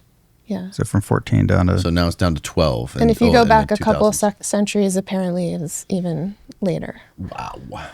So this is something that people physicians don't understand. It's just been happening. It probably has to have something to do with this, just like the overabundance of chemicals in our products and our food products and microplastics and everything, phthalates, all these things. Dr. Shauna Swan, she wrote this book called The Countdown, which is all about how things like glyphosate and microplastics and phthalates have been reducing. There's a similar chart like this you can probably find, Steve, but in men it's reduced sperm count, testosterone levels, and fertility.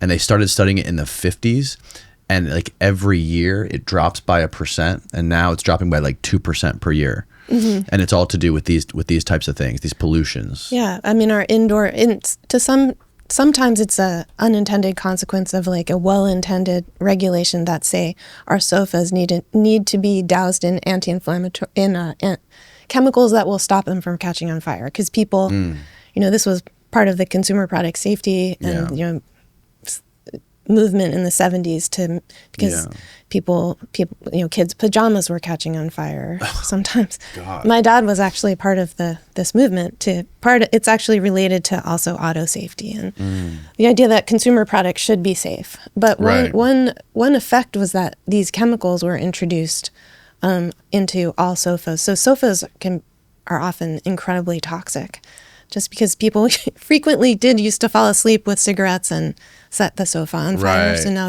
they're anti-inflammatory. But one effect is, and this is just one among many factors that creates an indoor environment that's full of just massively, there's so much ambient chemical additions that we're constantly interacting with. And not just that, I mean, not just in that kind of stuff, but in like food products and stuff in the U.S. And the U.S. is the most guilty country of doing this stuff, because, like, for example, my wife was just trying to buy baby formula, and we were trying to find the baby formula that's not packed with all like the crazy not coconut,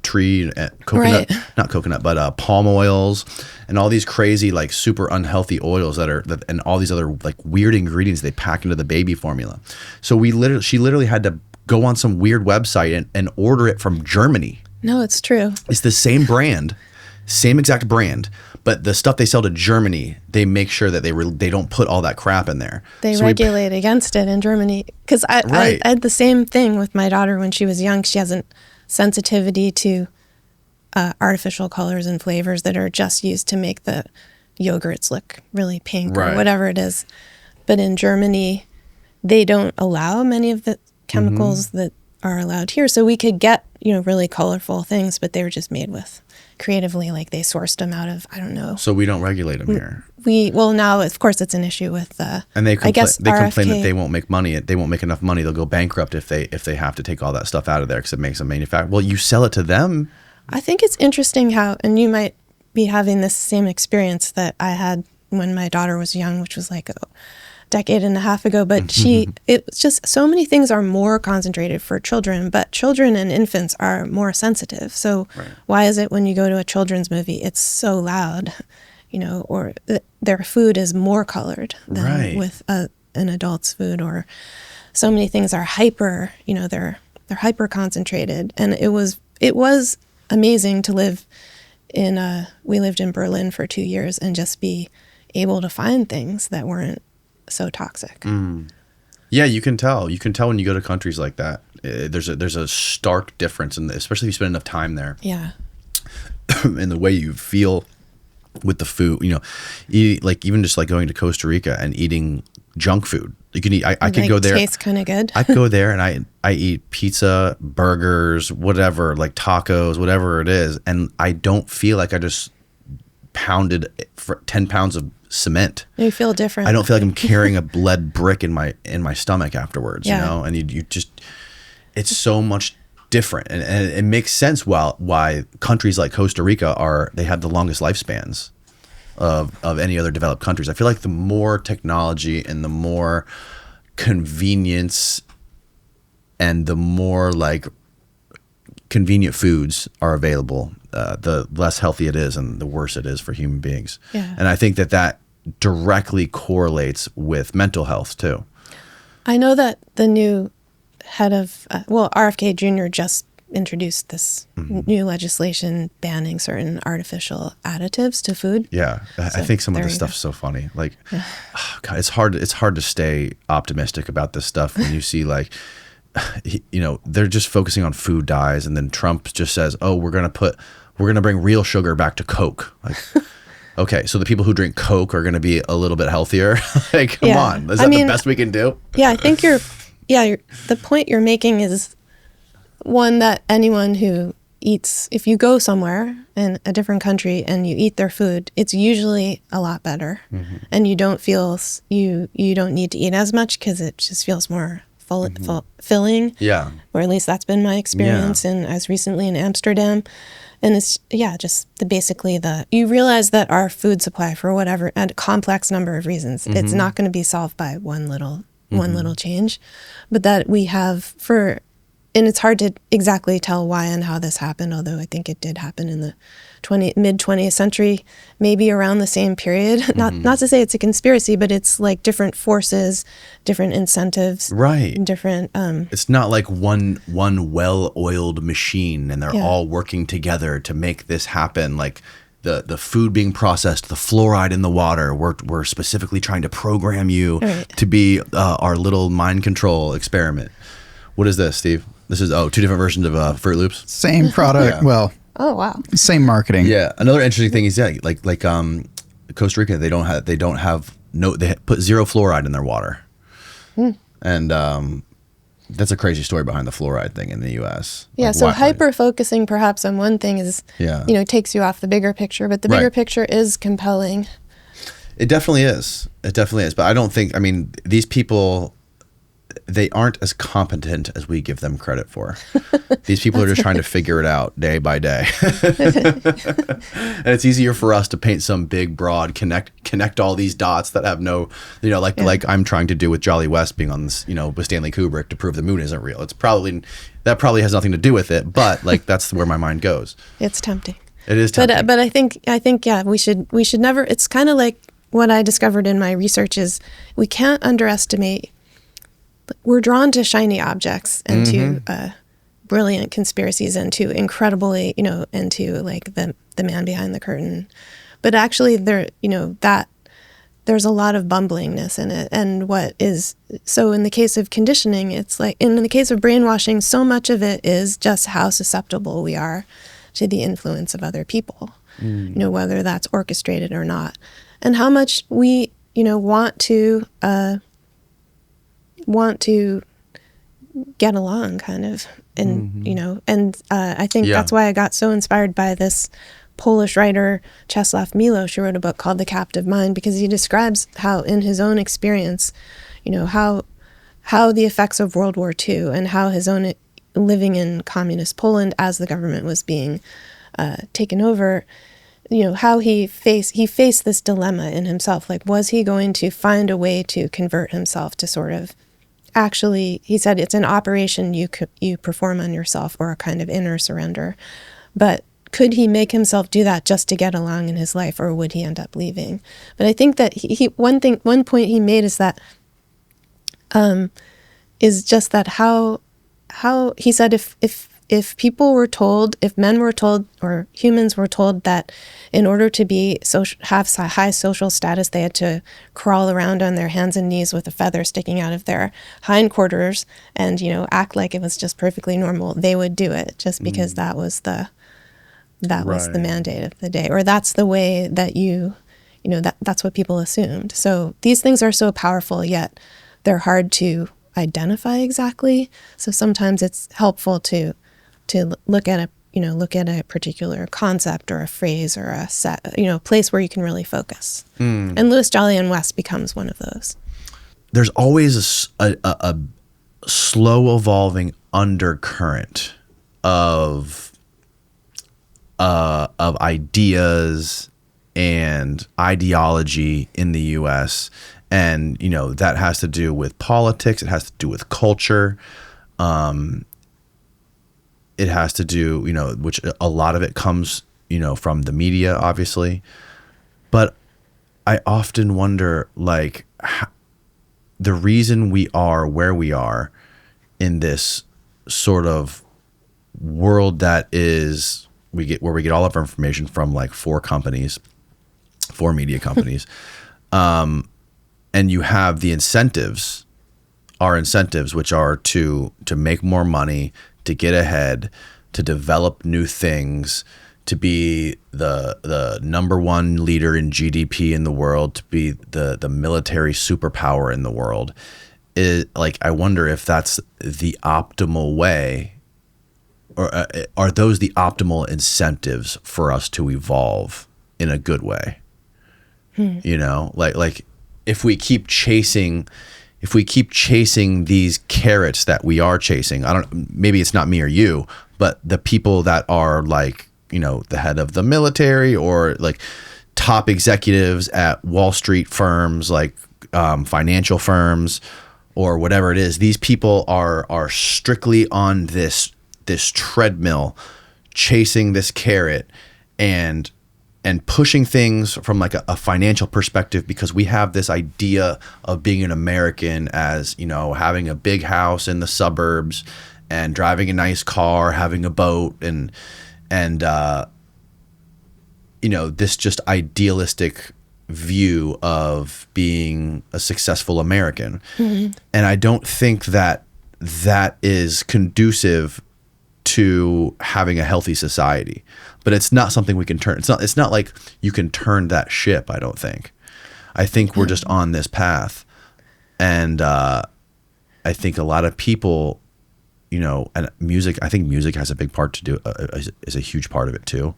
Because, also people want fame and attention, which is a weird thing.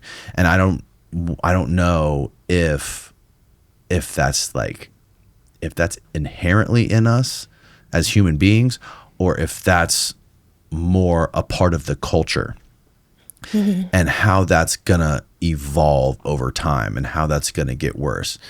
And I just don't see it getting any better. It seems like if we want to be the best version of ourselves, I think like we have to go back in time and start again. Restart. No, I hope it's not that.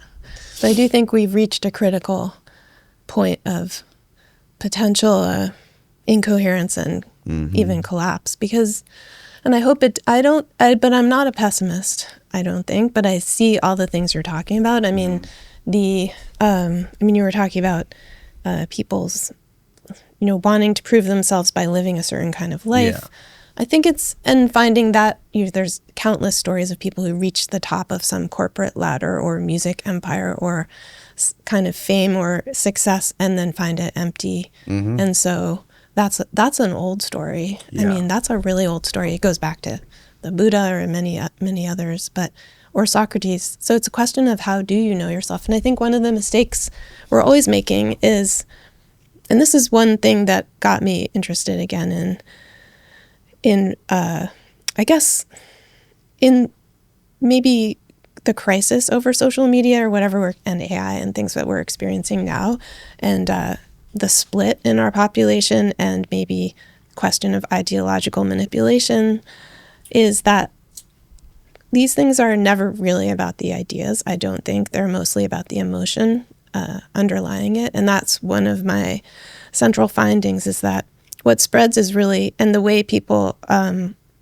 way it works is through emotional contagion, and that then the ideas get kind of positioned on top of that. So, and to the extent that people have trauma, and I mean, this is one thing that really stands out with even to go back to the early Cold War and the POWs, is that when they came back, the one thing that the experts never saw was that they were traumatized. These men had been through like unspeakable conditions and had I call it ungrounding, but really it included conditions beyond what you could even imagine surviving, like losing half their body weight just from not being able to eat, their wounds untreated, being bombed by their own, napalm by their own military, dying under degrading circumstances. I mean, I could go on, but it's just that one thing, when they were studied later, that disappeared. The idea that of what the trauma they had experienced was never registered in the records. They were just seen as these kind of freakish and weak men who had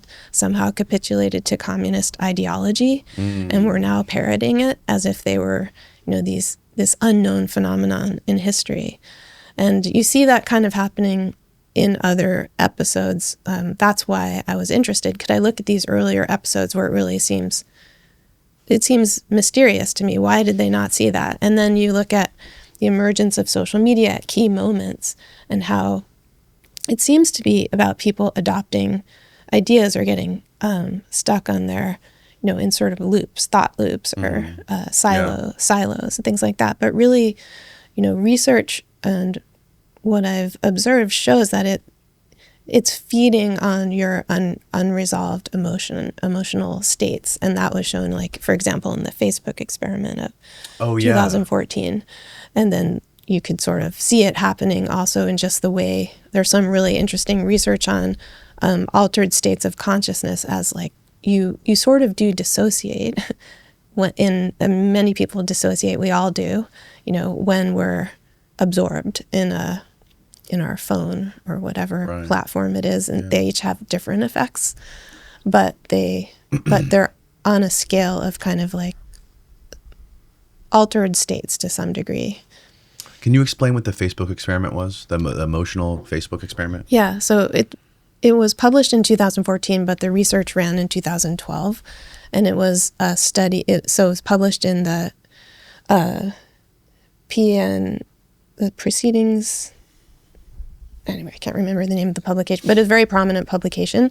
So in the experiment, about 700,000 users were selected without being told, because the user agreement allows one to be, it was in PNAS. The user agreement allows you to be... the Facebook, like the general user agreement. Yeah, any general user agreement of that platform, and really any platform, subjects you to A/B testing or experimentation.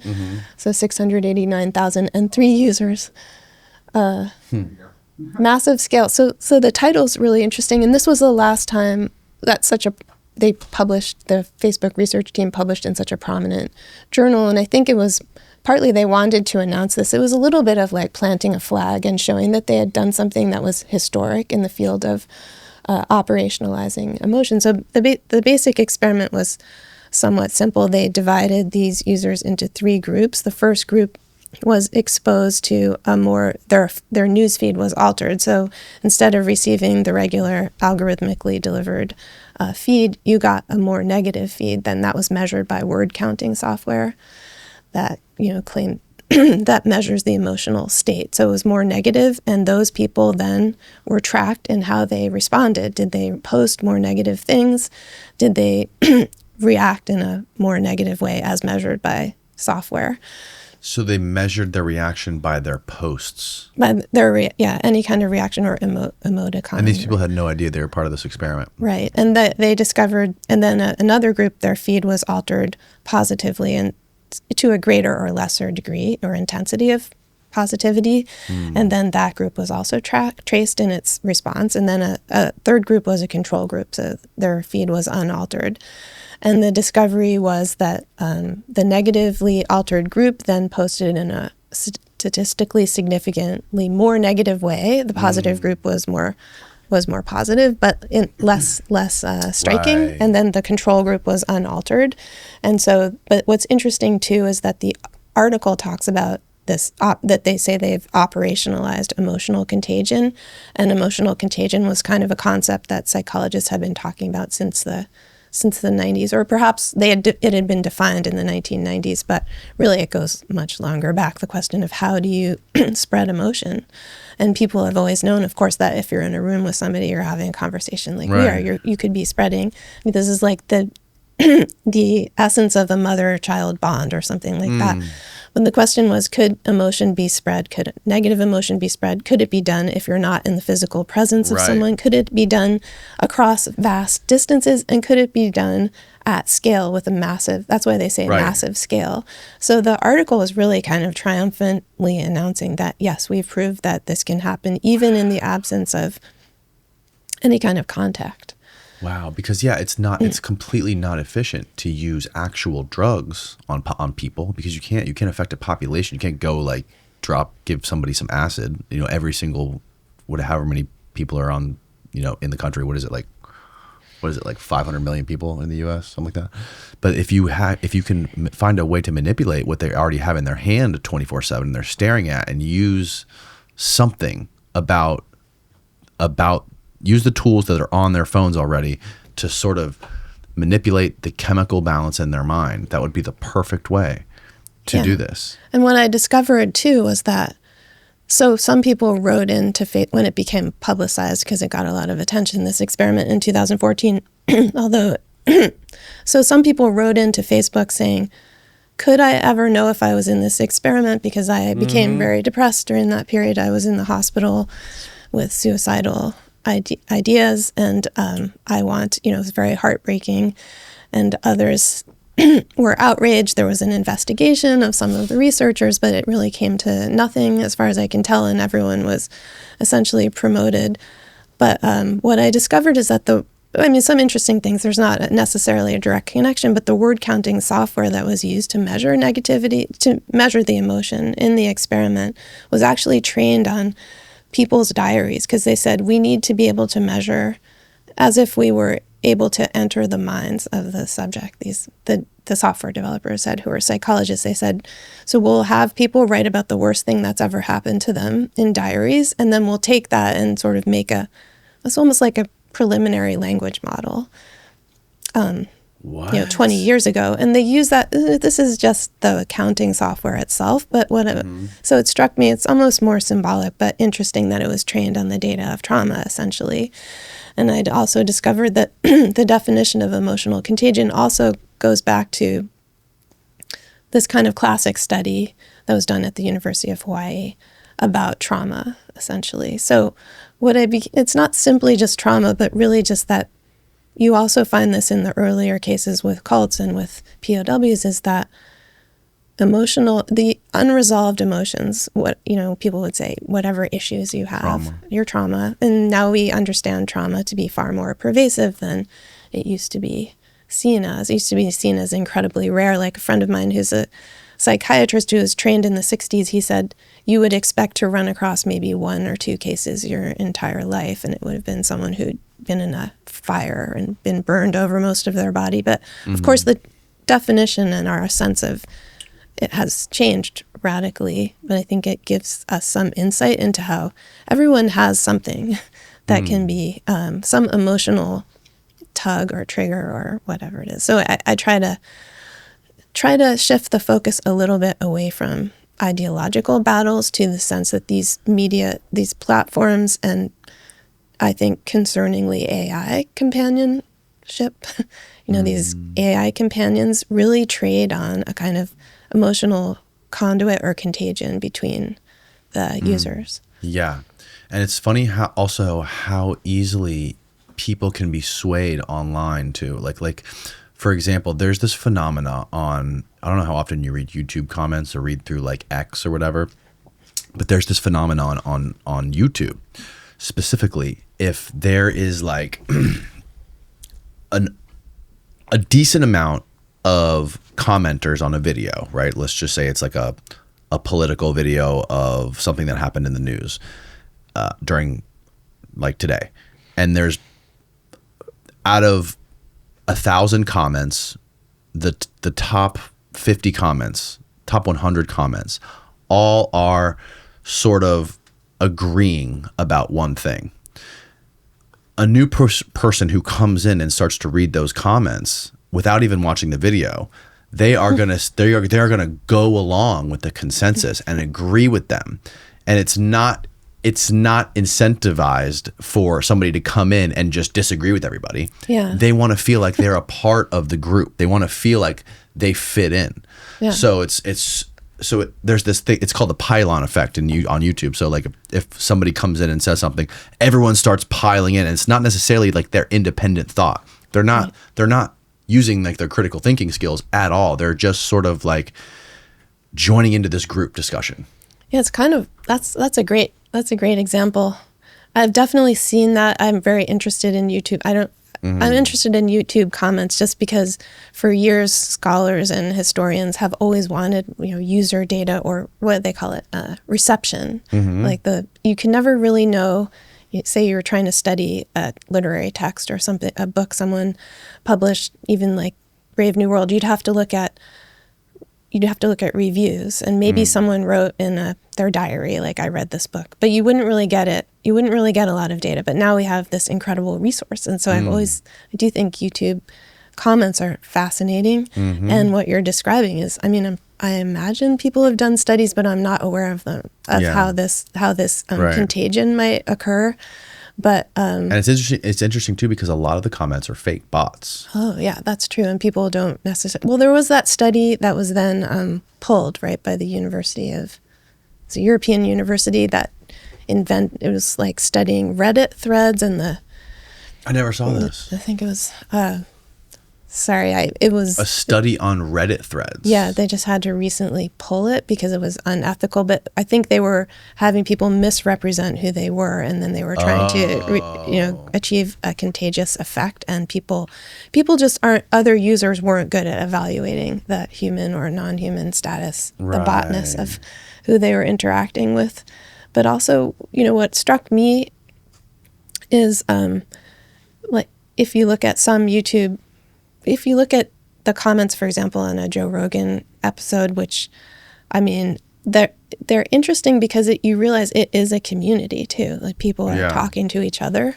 So it's not simply just a group think, but it's actually a thing in itself, which I think is interesting. It really is. Yeah, it really is its own little world in itself. And there is the group think aspect, but there are a lot of other people that stand out that be like, they'll, if the consensus is going one way, somebody will leave. There's a lot of people that will also leave comments saying, what are you guys doing? Like, this is not at all what I saw. There's a contrarian. There's always, they have to be the contrarians. Yeah. But like, are they contrarians, or are they just people that are just like objective, like in their own mind? Like, somebody who just has like an insight, and then it can really move the discussion. Pretty interesting. Yeah. And that's what's scary about bots and different groups using these things to their advantage to try to sway the narrative, because like, even if something doesn't make any logical sense, they can just push out a bunch of fake bots on a bunch of videos that are like giving one opinion, and then it's automatically, just statistically, it's going to sway a vast majority of normal human beings to piling onto that. So that's scary, and thinking about how that could influence society, and how that could influence like the hive mind people in the country. Yeah, because not everyone is good at discerning, or people have different abilities to discern. For example, if it's a fake, if you should even take this to be a human, right? Or much less be swayed by it. But perhaps it's advantageous too to be able to, like they say with scams, like email scams, it's not gonna, most people won't fall for it. Most people would know not to click on whatever link. But if you have poor eyesight and you're elderly and maybe lonely or whatever circumstances, this will end up to be almost like a targeting device. Is the incompetence of your scam, or the obviousness of it, or maybe it does make you reflect on vulnerability, I guess. Yeah, totally. Have you ever looked into L. Ron Hubbard at all? I mean, because what's interesting to me, what popped into my head when you were talking about Jolly West and the way that him and his wife asked his son to help them commit suicide, that's the same way L. Ron Hubbard killed himself. Oh, did he? He asked one of his members to build this like super powerful e-meter, which was this electronic device that people in Scientology use, and they hold it and it does like a little shock thing and like measures something in your body. I forget what it is.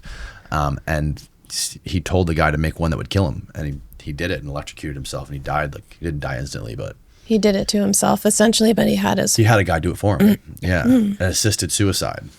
Wow. Which is interesting. I wonder if there's a connection there with like cult leaders or like people with this certain like I wonder if there was any kind of like connection between his personality, like the personality types of these type of people. I'm imagining a cult leader being so egotistical that if they can't live forever, like I've heard stories about if they can't live forever, there can often be a mythology that they'll either switch bodies or, a lot of times it's a mythology that I can't get ill or I can't die. So when they actually do face that, they may find ways to make either a follower responsible or how, I don't know. I could easily see that being more common, though I don't know any stories. Yeah, that's what David Miscavige said when after L. Ron Hubbard died and he came and did the big speech to all the Scientology people. He was, I think he said, he's now left his physical form and he's entered his thetan state, where he's now like an invisible alien roaming around the earth, I guess. So he's still marketing for Scientology even after his death? Even after his death, yeah. Yeah. He's still running wild. I think they do. I think they do often assure the followers that they'll still be present. Yeah, and like Heaven's Gate, where they did the group suicide, where they thought they were going to go up to, what was it, like the Hale-Bopp comet or something like this. Yeah. They did that group suicide where they all thought they were going to like they were going to turn into like an alien life form in another dimension or something like this. Exactly. Crazy. That's a perfect example too. Yeah. Yeah, it's just bizarre to me that how people are able to be so manipulatable to be able to do these things. It's because it escalates and you don't see the escalation. You just see it at the moment of extremity. But the Hale-Bopp, Marshall Applethwaite, I mean, I guess he started off with his wife, kind of mild-mannered, I don't know. And then it just, you only see later the like purple Nikes and the crazy, it just seems, there's actually... Well, it seems like the wife was like the mastermind, right? Yeah, and sometimes there are these complex dynamics, but there's like interesting phenomenon of escalation, and during that escalation period, people will fall off. Some people will fall off, and I heard a description recently in this book on a psychoanalytical cult called the Sullivanians, which is very fascinating, from the 70s. So someone who studied them, Richard Offshee, he said that it's like a crowded bus when some people are holding on and some people are not really, and you go around a sharp curve, and those people who weren't holding on fall to the ground, or they fall. So when there's a sharp curve and some, things escalate, and now everybody has to sign away their personal property, or they have to sleep, they have to like send their kids away to, like in this case, they had to send their kids away to these abusive boarding schools and never see them again. Like perfectly nice people doing this. So as it escalates, some people will fall off because they weren't really firmly holding on, but those who were holding on are holding on even tighter. And so as it escalates, the true believers are kind of still on the bus. You see what I mean? Yes, that makes total and sense. maybe they That's a can great be analogy. made to or asked to do these things, like assisted suicide or their own death, or the leader is apocalyptically inclined and wants to take a whole bunch of people with them. Right. This reminds me, have you ever heard of a gentleman by the name of Whitley Strieber? I have, but I don't know that much about him. So he wrote a book called, God damn it. What's Communion? Communion. I'm sorry. I'm brain dead today. He wrote a book about communion that eventually got turned into a movie. And it's basically about his series of alien abductions that he's been through, that he claims to have been through. And very nice guy. And the story, I read the book, it freaked me out. And they're like just terrifying stories of aliens coming into his room and like taking him into a spaceship and doing all these experiments on him and stuff. And he's also a prolific writer. He's wrote a ton of science fiction stuff. Is he still alive? He's still alive. Yeah, he's been on this podcast before. And speaking about trauma, one of the things that happened to him when he was young, he was living on a military base because his dad worked at like a big top secret military base in Texas. And he was subjected to some like childhood experiments where they put him in this weird type of box, like an isolation chamber, and they were doing strange things to him. And Steve, maybe you can find out exactly what this is, because I'm really butchering this description right now. And then he was sent off, and this was like right in the middle of all this MKUltra stuff. I want to say this was in the early mid 60s.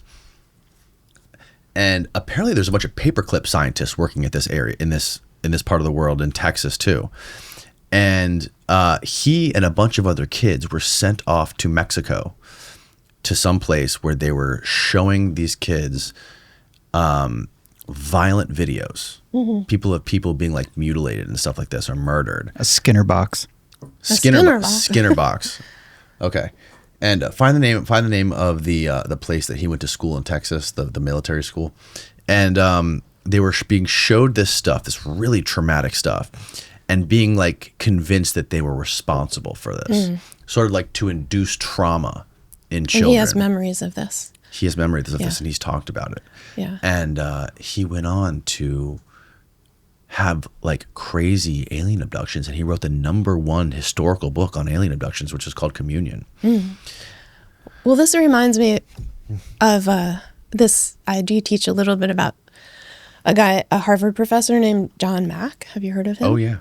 Yeah. So he didn't work with Stryber, but he worked with an experiencer, or someone who had an abductee.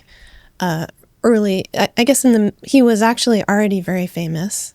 He was running the psychiatry department at Harvard, and he'd won the Pulitzer Prize. He's this amazingly Lawrence in Arabia, right? Yeah. So you know him pretty well. So to get back to the question of Trump, so he started talking to an experiencer, or someone he claimed to have been abducted, and then this guy introduced him to many such patients, and over the years he ended up talking to many of them, and he became convinced that they were describing something real. He couldn't exactly locate the epistemological ground of it. He said their trauma is unquestionably real and their experiences are real. And I think he started to think that the entire structure of materialist science had to be questioned because it wasn't allowing. So anyway, Harvard started an investigation of him, right, and secretly, and whether they could remove his tenure, which is it rarely happens. Very rude of them. Very rude. He was. Anyway, then he died. He seemed like a nice guy. He was, by all accounts, extremely nice. He didn't end up losing his tenure, but he experienced reputational damage. But I don't think it necessarily upset him. But he's a really interesting figure, just because he was. Then he died in a car accident, or being hit by a car. But his archives include those accounts, and they're interesting just because of his being willing to entertain this question of how to categorize their experience. Like he was open to that, or that connection at the very least. It was definitely interesting that all the experiences that these people were having under hypnosis, I believe, right? They had very similar stories, like very, very similar stories. John Mack's patients? Yeah, John Mack's patients, like Betty and Barney Hill. Oh. They explained being taken up, and then she explained them like putting a needle inside of her belly, like taking out her eggs, and her husband described them like extracting sperm from him. And there were like hundreds and hundreds of people that he talked to that explained the same thing. Now, was this just these people hearing it from other people and hearing it just, through whatever, like through books or through television? Because I think television was around back when Betty and Barney Hill explained their thing to John Mack. Yeah, it was definitely around. And there was radio, and there were stories of this stuff. I couldn't find the name of the school. It doesn't ever seem to name it. He called it a secret school. A secret school in the woods near San Antonio, Texas, in the summer of 54. 9 years old, he was taken by visitors. Right. So he was living in San Antonio, Texas, and his dad was a part of this big military thing, and he was a part of some secret school that was involved with this military stuff. I know there was a lot of paperclip scientists there, and what I was getting at was like, have you ever heard of any sort of like program similar to MKUltra where they would take children and show them videos like this, like traumatic videos of violence, trying to like break them down? I haven't heard of that associated with MKUltra or with any other CIA programs, but I have heard of these were just published scientific studies, not done on children, but done on adults, where they show them disturbing films and see how they respond in different ways. So that was kind of a flourishing area. Let me see. So he would say, so his childhood, but that was going further back. I think this, I don't know of anything like that he describes there, but it is a bit like that television show. The one that, about the... Taken? No, the one, where the kids are, there's the kids in the 80s. Oh, Stranger Things. Stranger Things. It's a bit like that kind of plot, but... Yes. Yeah, it's very similar to that kind of plot, for sure. And that's what I've realized from doing this podcast. Most of the crazy stuff that I learn about that's happened in the past of this country is closer tied to science fiction than any sort of like real stuff I've ever heard. There's such an interesting intertwining, as you were saying, with scientists feeding off of science fiction projections. Yeah. L. Ron Hubbard too was a science fiction writer. Oh, like the most prolific science fiction writer. And then also, in the case, I have a chapter where I write about this Leonard Kille, who was a Cambridge, Massachusetts engineer who received these experimental brain implants in the I think it was like the late 60s, early 70s. And he started to feel that his doctors were... Is this the Terminal Man? He was... Well, it turns out he was that Michael Crichton was his... That's insane. Was the Can you explain that whole story? Yeah, so the whole story is that I had... so Leonard Kille was this really gifted, self-taught engineer who grew up in Cambridge, Massachusetts, but from a working class family. He briefly was in the military. He had some sort of he was also raised in part-time in an orphanage because his mother couldn't afford to keep him and his siblings at home. So he was possibly exposed to abuse when he was a kid at this church where the orphanage was. But at any rate, he became incredibly successful, especially for someone who didn't have a PhD. He was one of the inventors at Polaroid of patents for their optical devices that were essential for their Instamatic cameras. And he also worked for many prominent defense industry companies at the time in the 60s. So his mother was really proud of him. He got married to his childhood sweetheart, and they started to have a large family. And he was flying around the world too, sometimes overseeing. He was instrumental in inventing the triggers for nuclear bombs, test bombs. Oh, wow. Because the optical aspect of them. And anyway, he was troubled by that, and he ended up quitting the defense work, but he ended up at Polaroid. At any rate, he was starting to have, as his family grew and as he was experiencing marriage difficulties, was also in a car accident. Anyway, he had like the normal run of, it seems like he had the normal run of stresses. He also worried that his wife was having an affair with the boarder who had come to live with him to save some money. At any rate, they went for therapy. One of his doctors was recommended that he check himself into to Mass General Hospital, where there was a violence unit, and this was actually ultimately possibly connected. At any rate, it was possibly a violence unit. A violence unit. It was an experimental unit that was being set up by two doctors named Frank Irvin and Vernon Mark. And Vernon Mark was a neurologist who was a psychosurgeon, and Frank Irvin was a psychiatrist or psychologist too. And they were both interested in whether violence could be controlled. So this guy, Leonard Kille, he had these arguments with his wife, and there were allegations possibly that he was very temperamental. Mm-hmm. So his therapist thought that maybe he'd be a candidate for brain implants that would quell his violence, and they were very. So there's kind of like, there was later a lawsuit which alleged that these were not necessary treatments, and that he was actually an experimental subject or a guinea pig. But at any rate, he agreed because his wife said if he didn't undergo this treatment, she would divorce him. He accepted these temporary implants initially, and the implants were put in his amygdala. There were many theories at the time that the amygdala is the seat of violence. So there's an array of electrodes implanted in his amygdala, and his head was stabilized with a stereotactic device, which looks very torturous, but it is actually sort of state of the art at the time. Steve, can you find photos?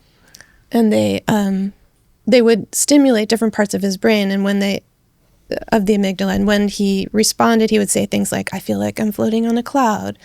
I feel bliss," or he would seem to get really angry. So they wanted to find those spots that triggered anger, and ultimately, I won't jump ahead, but basically they found those spots, and they got him to agree to consent to a permanent operation of that would sever or surgically cauterize those parts of his brain from firing. So hopefully he would become less violent. But the thing is, they got him to sign the consent form while he was in a state of bliss, while his brain was being stimulated in the other area. So this was one thing his family later brought up in the lawsuit. Mm-hmm. At any rate, these two doctors carried out the operation, and Kille was never the same. He was never able to work again, and he became paranoid. He became convinced that doctors from MIT and Harvard were pursuing him. He fled across the country to try to see his mother, who lived in California, and he was found wandering around in a parking lot in a dazed state, and the police rounded him up, and he said, "No, I'm the inventor. I'm an important engineer. I invented these patents." And it was actually true. He just seemed like a madman, and he never recovered, but he just continued to have these delusions that he was in a science fiction story. And it turns out that actually the assistant to Doctors Mark and Irvin was Michael Crichton, who was a Harvard medical student at the time. And Michael Crichton ended up writing The Terminal Man about him. And if you read The Terminal Man, you'll see that the doctor's initials are M and E for Mark and Irvin, but he just changes their name. Oh my God. So he wasn't delusional. He was paranoid.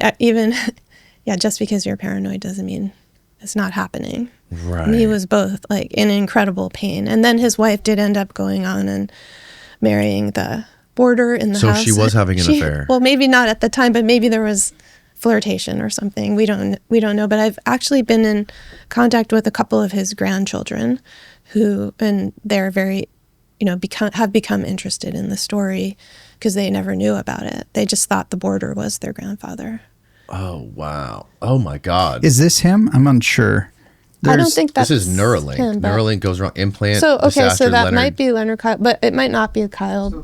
I only found one actual image of him. He's kind of hard to find. He doesn't exist on Google. There's an article. Oh, interesting. What was that photo of, though?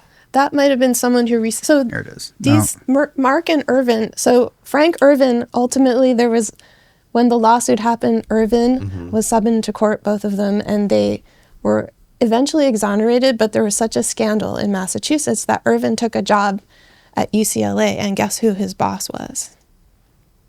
Louis Jolyon West. Jolly West. Yeah, he was one of the first people who came aboard when the Violence Center was being planned.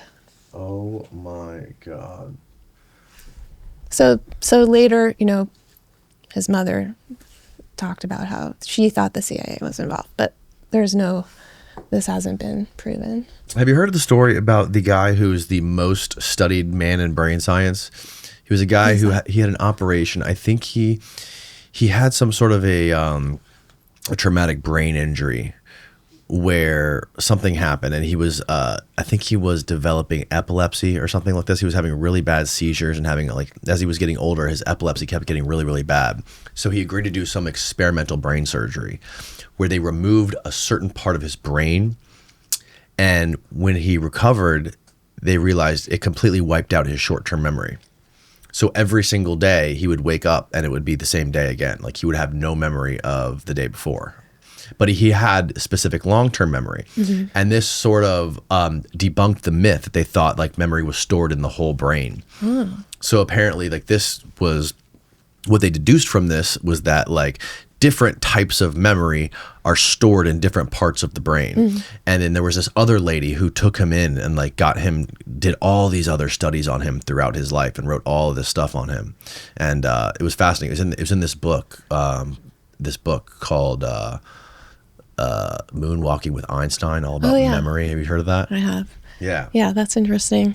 Yeah, it's fascinating. Well, one fascination with this type of psychosurgery is that not Kyle, but another patient who was called Julia in the records, she received the same implants, but it was remotely controlled. And these were a special device that this scientist named Delgado had come up with. I'm familiar with him. Yeah, so he worked. He did the bull thing, Yeah, right? he did the bull thing. And he worked with Mark and Irvin. They co-published articles together about the stimoceiver. So Leonard Kille didn't receive the stimoceiver. In other words, they couldn't remotely control him. But it did seem that their interest was in violence triggers and remote control. And that with this young woman who was 19, they did achieve that. And there was actually an article in Life magazine about it. What did they do to her? Well, they just, so she was violent, like episodically, rarely, but episodically. Yeah. And so her family, allowed this to be done. And she was apparently, when she wasn't violent, she was a mild-mannered, lovely, beautiful young woman who played the guitar. And she came from a suburb of Boston or something like that. And so they show her, there are photographs of her in the article in Life, but they showed how they could stimulate her brain and she would fly into a rage, and there's a photograph of her throwing herself at the wall. Oh my God. And it's just blurry because she's throwing herself with such force. And then they have another photograph and she's wearing the stimoceiver and her head's all bandaged and she's playing the guitar. It's a really horrifying article. Which is hard to find online because it's not available in the Google archives. But at any rate, she apparently never recovered fully. I mean, not at all. She didn't really recover at all. But have you heard of the story of when there was an experiment done?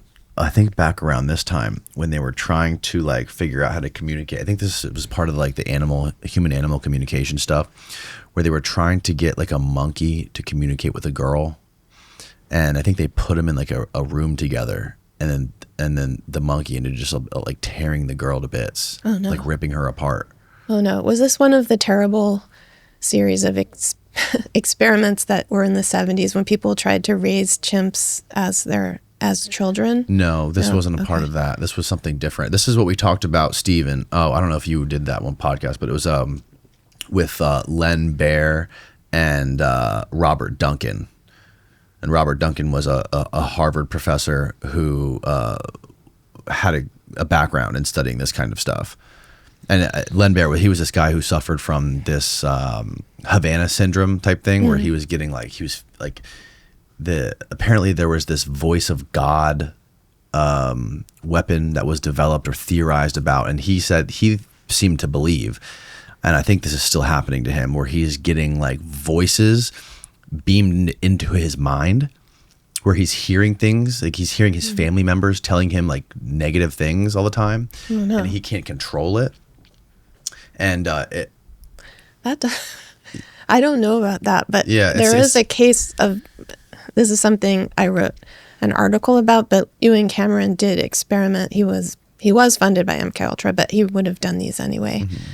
But he was a psychiatrist who experimented with, he called it psychic driving, with implanting voices in people's heads. Or he would do therapy with them, and he would find a particular phrase or something the parent had said that was very upsetting or healing. But and then he would record it on a tape recorded loop, and then he would implant it in people's pillows or on headphones they couldn't take off. Oh, wow. And then he would force them to listen to it for weeks, and sometimes dosing them with LSD, sometimes putting them in a prolonged sleep. He called that psychic driving, but it sounds like it's an extreme nightmare. And actually, the lawsuits of some of the family members are still going on today. Yeah, this guy Len Baer, he experiences these things in his brain all the time, all day, and he took a trip to the that observatory, or there's like some sort of big area in Virginia. It's like a dead zone where there's no radio signals there. There can't be any radio signals because it will affect their. I always forget the name of this place in Virginia, where it's like a radio wave dead zone. He went there, and then all his symptoms disappeared. Really? Yeah.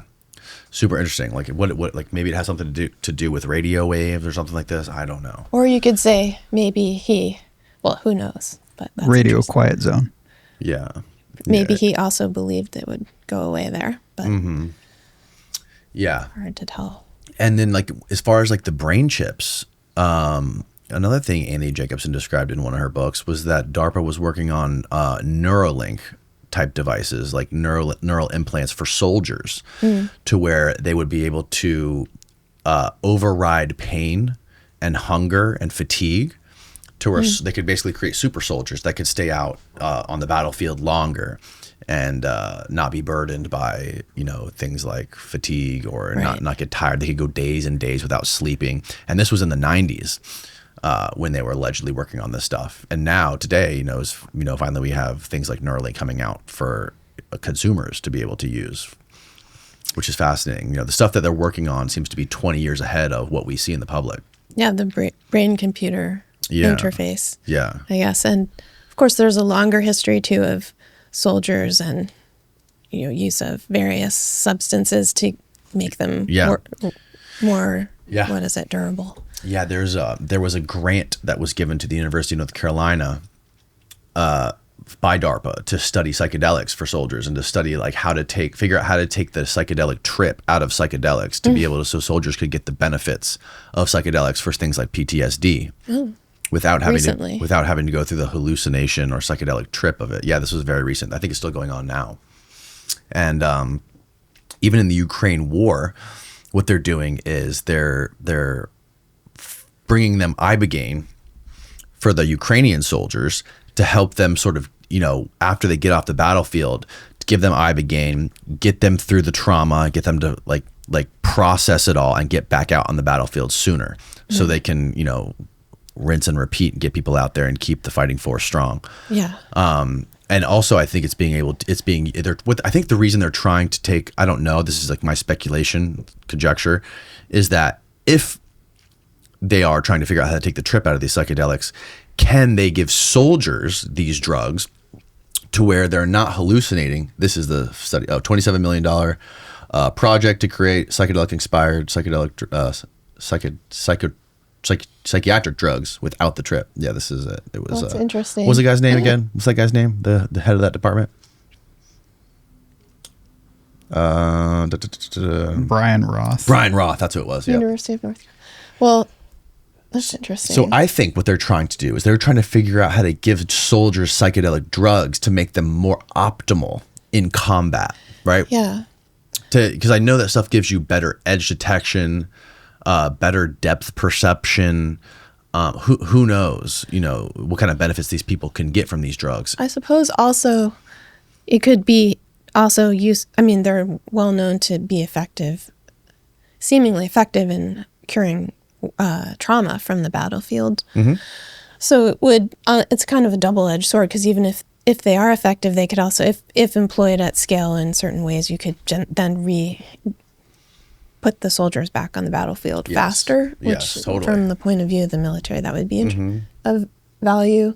But also people do seem to find it effective so there's both healing and maybe it seems like psychedelics have proven very unreliable in the sense of enhancing the ability to fight, because there's famous films and studies of soldiers where they're like wandering off. Yeah, that's hilarious. Americans also just you just no longer see the necessity to march in formation or not to go look at a butterfly or something. Yeah. But so they're quite disorganized in their effects or unpredictable. But it is really interesting to think about. I just took a course on the history of psychedelics at the University of Amsterdam.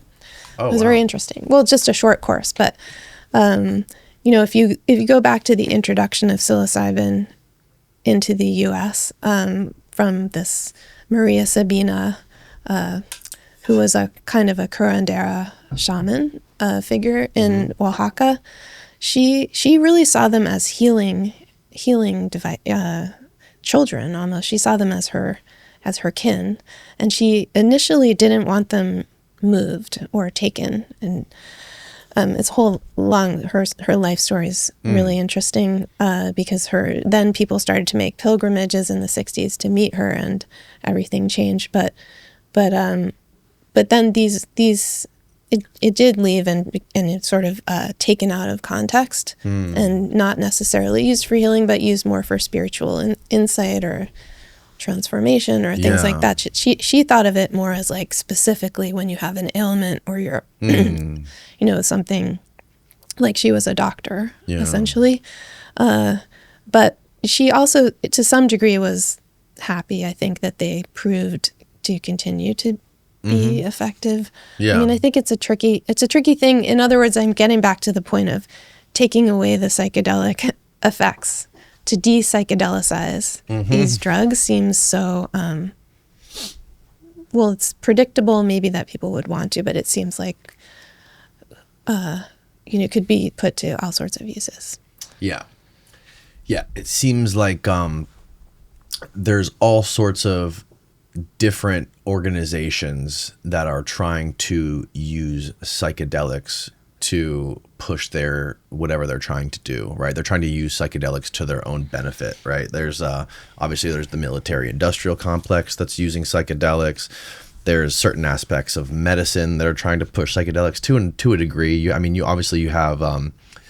there's lots of pharmaceutical companies that have historically been lobbying to keep psychedelic drugs illegal and keeping them classified as whatever schedule they are, so that they can't be used recreationally or can't be prescribed these things, because it obviously takes away from their bottom line unless they can take it and patent it and make money off of it.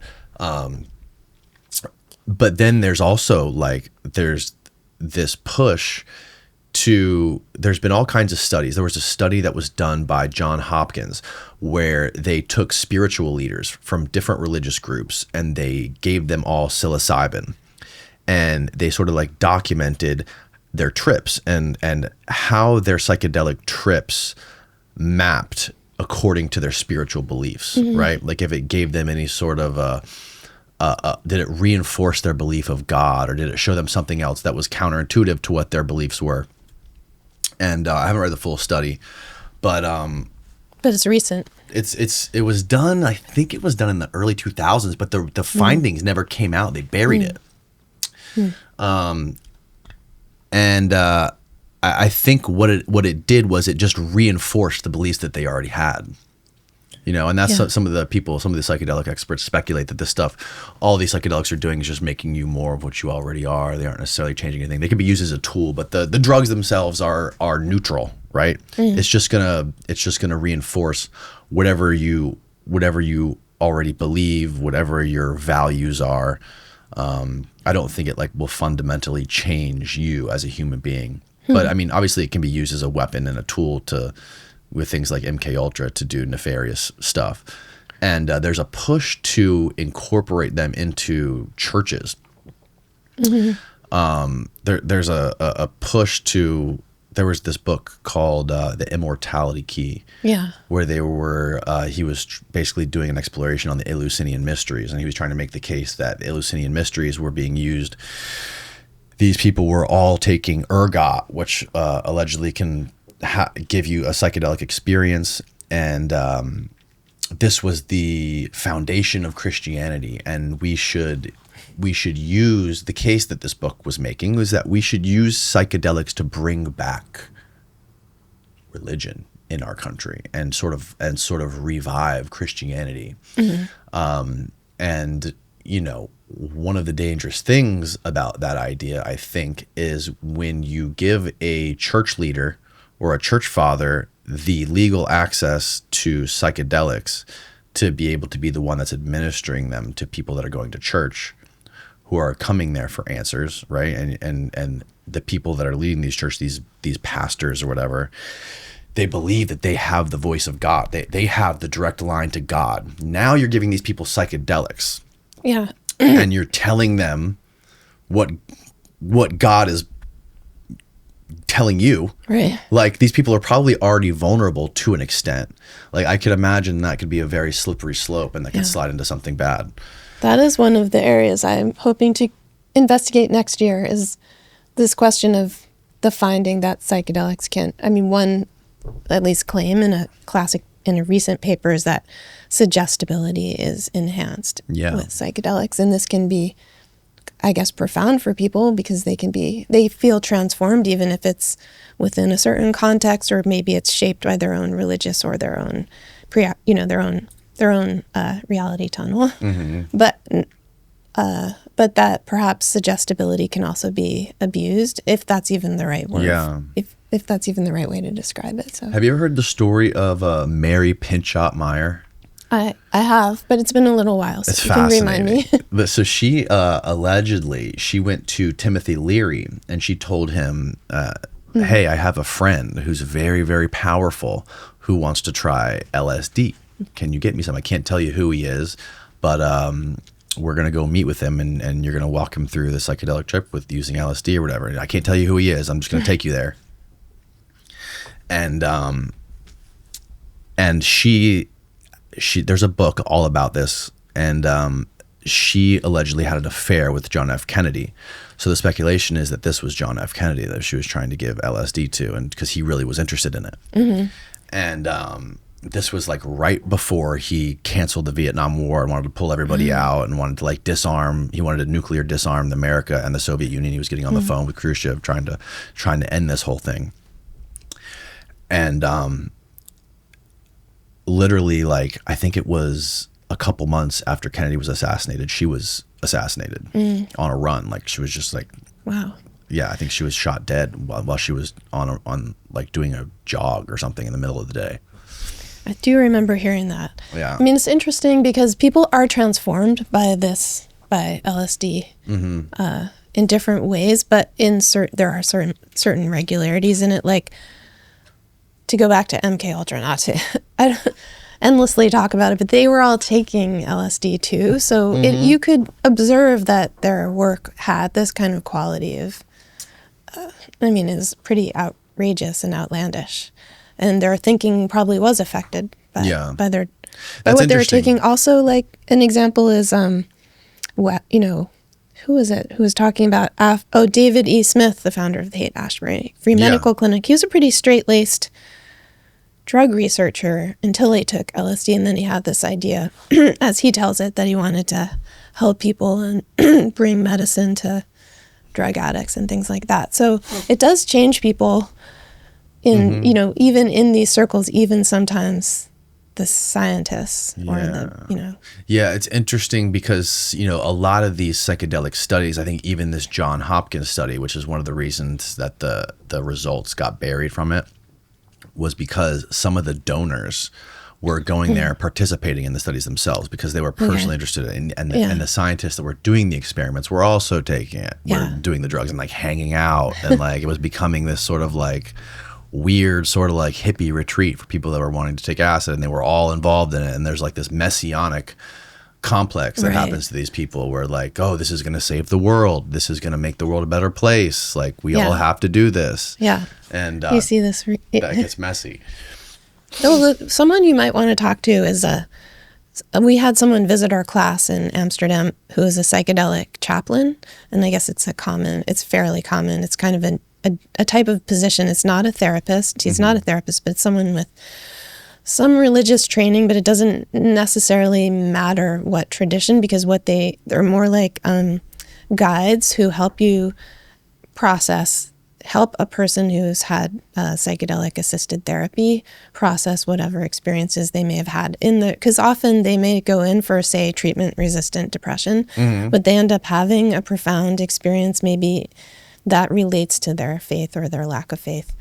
Oh, wow. And a psychedelic chaplain is someone who's just good at talking them through that territory, and sometimes maybe it's something they didn't practice but they were raised in, or this experience had, got them wondering or confused or whatever it is. So a chaplain, the guy who came to our class was just really like a wonderful person. You could imagine he would be very good at helping people in such situations. So I got interest. I think they would be good people to talk to because they would know to what extent that seems to be happening, that people's experience either conforms to their pre-existing training, or whether it raises other kinds of questions, or whether it completely decimates your. There are cases, depending also on what the person's been ingesting.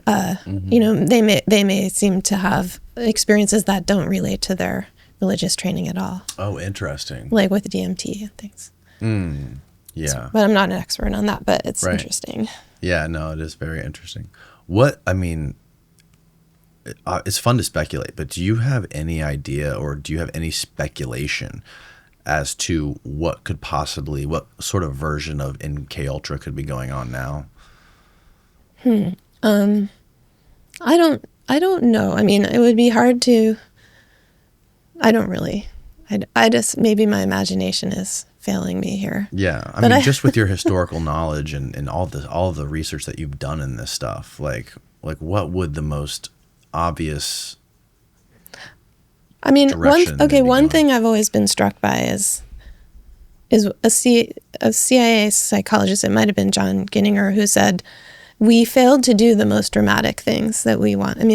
This is the kind of bottom line, is most of our experiments were failed. We didn't create a Manchurian candidate. We didn't, they could create what one called utter demoralization in a subject. You could really break somebody, but you couldn't necessarily build them up in the way you wanted, or transform them in an exact direction, or create someone who was their will was an extension of yours. But he said, we have been actually successful in creating tiny bits of behavior change at a large scale.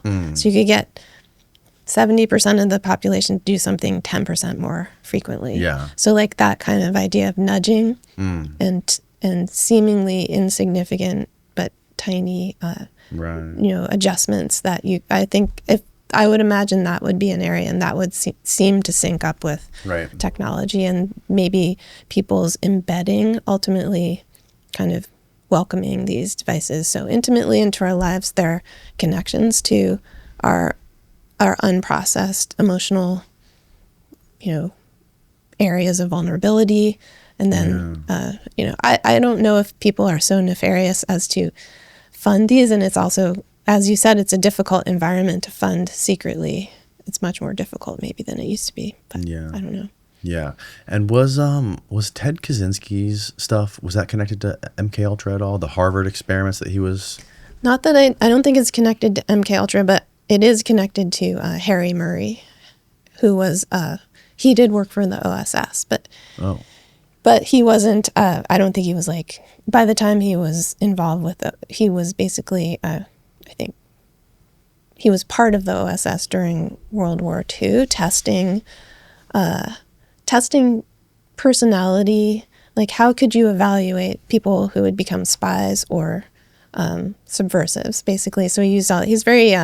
He invented the thematic apperception test and other things. But he's later, after World War II, and I don't have any evidence he was connected with the CIA at all, but he was interested in, and he experimented with Ted Kaczynski. He was interested in what he had developed during the war was interrogation, sort of interrogating people under stressful conditions and seeing if he could break them. And he had a number of different psychological conditions under which he would be able to evaluate them. And then later Kaczynski. And I think he did do that sometimes when the person was administered LSD, whether unwittingly or wittingly, I'm not sure. But I think that did happen to Kaczynski, and he was really harmed by it seems. And they were giving him LSD? This is what I remember from, I haven't seen the records myself from those, and the psychological clinic, I think, that he was a part of, and later he was associated with the Department of Social Relations. Right. You know, it's hard to get those records now, but there's a book about it. Okay. That's pretty good research, called Harvard and the Unabomber. Oh, yeah. Wow. But I have done a lot of research on Henry Murray, just aside from that, so I kind of know his interests. Yeah. It's fascinating stuff. Something I always think about. I always wonder, like, what could they possibly be doing now? You know, like maybe we'll find out in 50 years, but probably not. I mean, one thing is that people don't keep the kind of records they used to keep. That's so true. We probably won't. Yeah, that's true.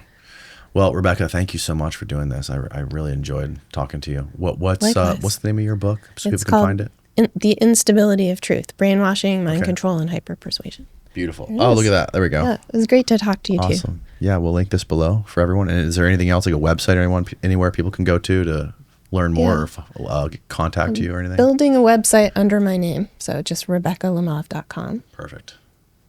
All right. Yeah, thanks. Thanks again. I really appreciate it. What we got? Oh, we got Patreon stuff? We do. Oh, we have a couple Patreon questions for you, but this will be after. We'll wrap up the podcast now, and then if you don't mind, we'll answer a couple Patreon questions. All right. That's all. Good night, everybody.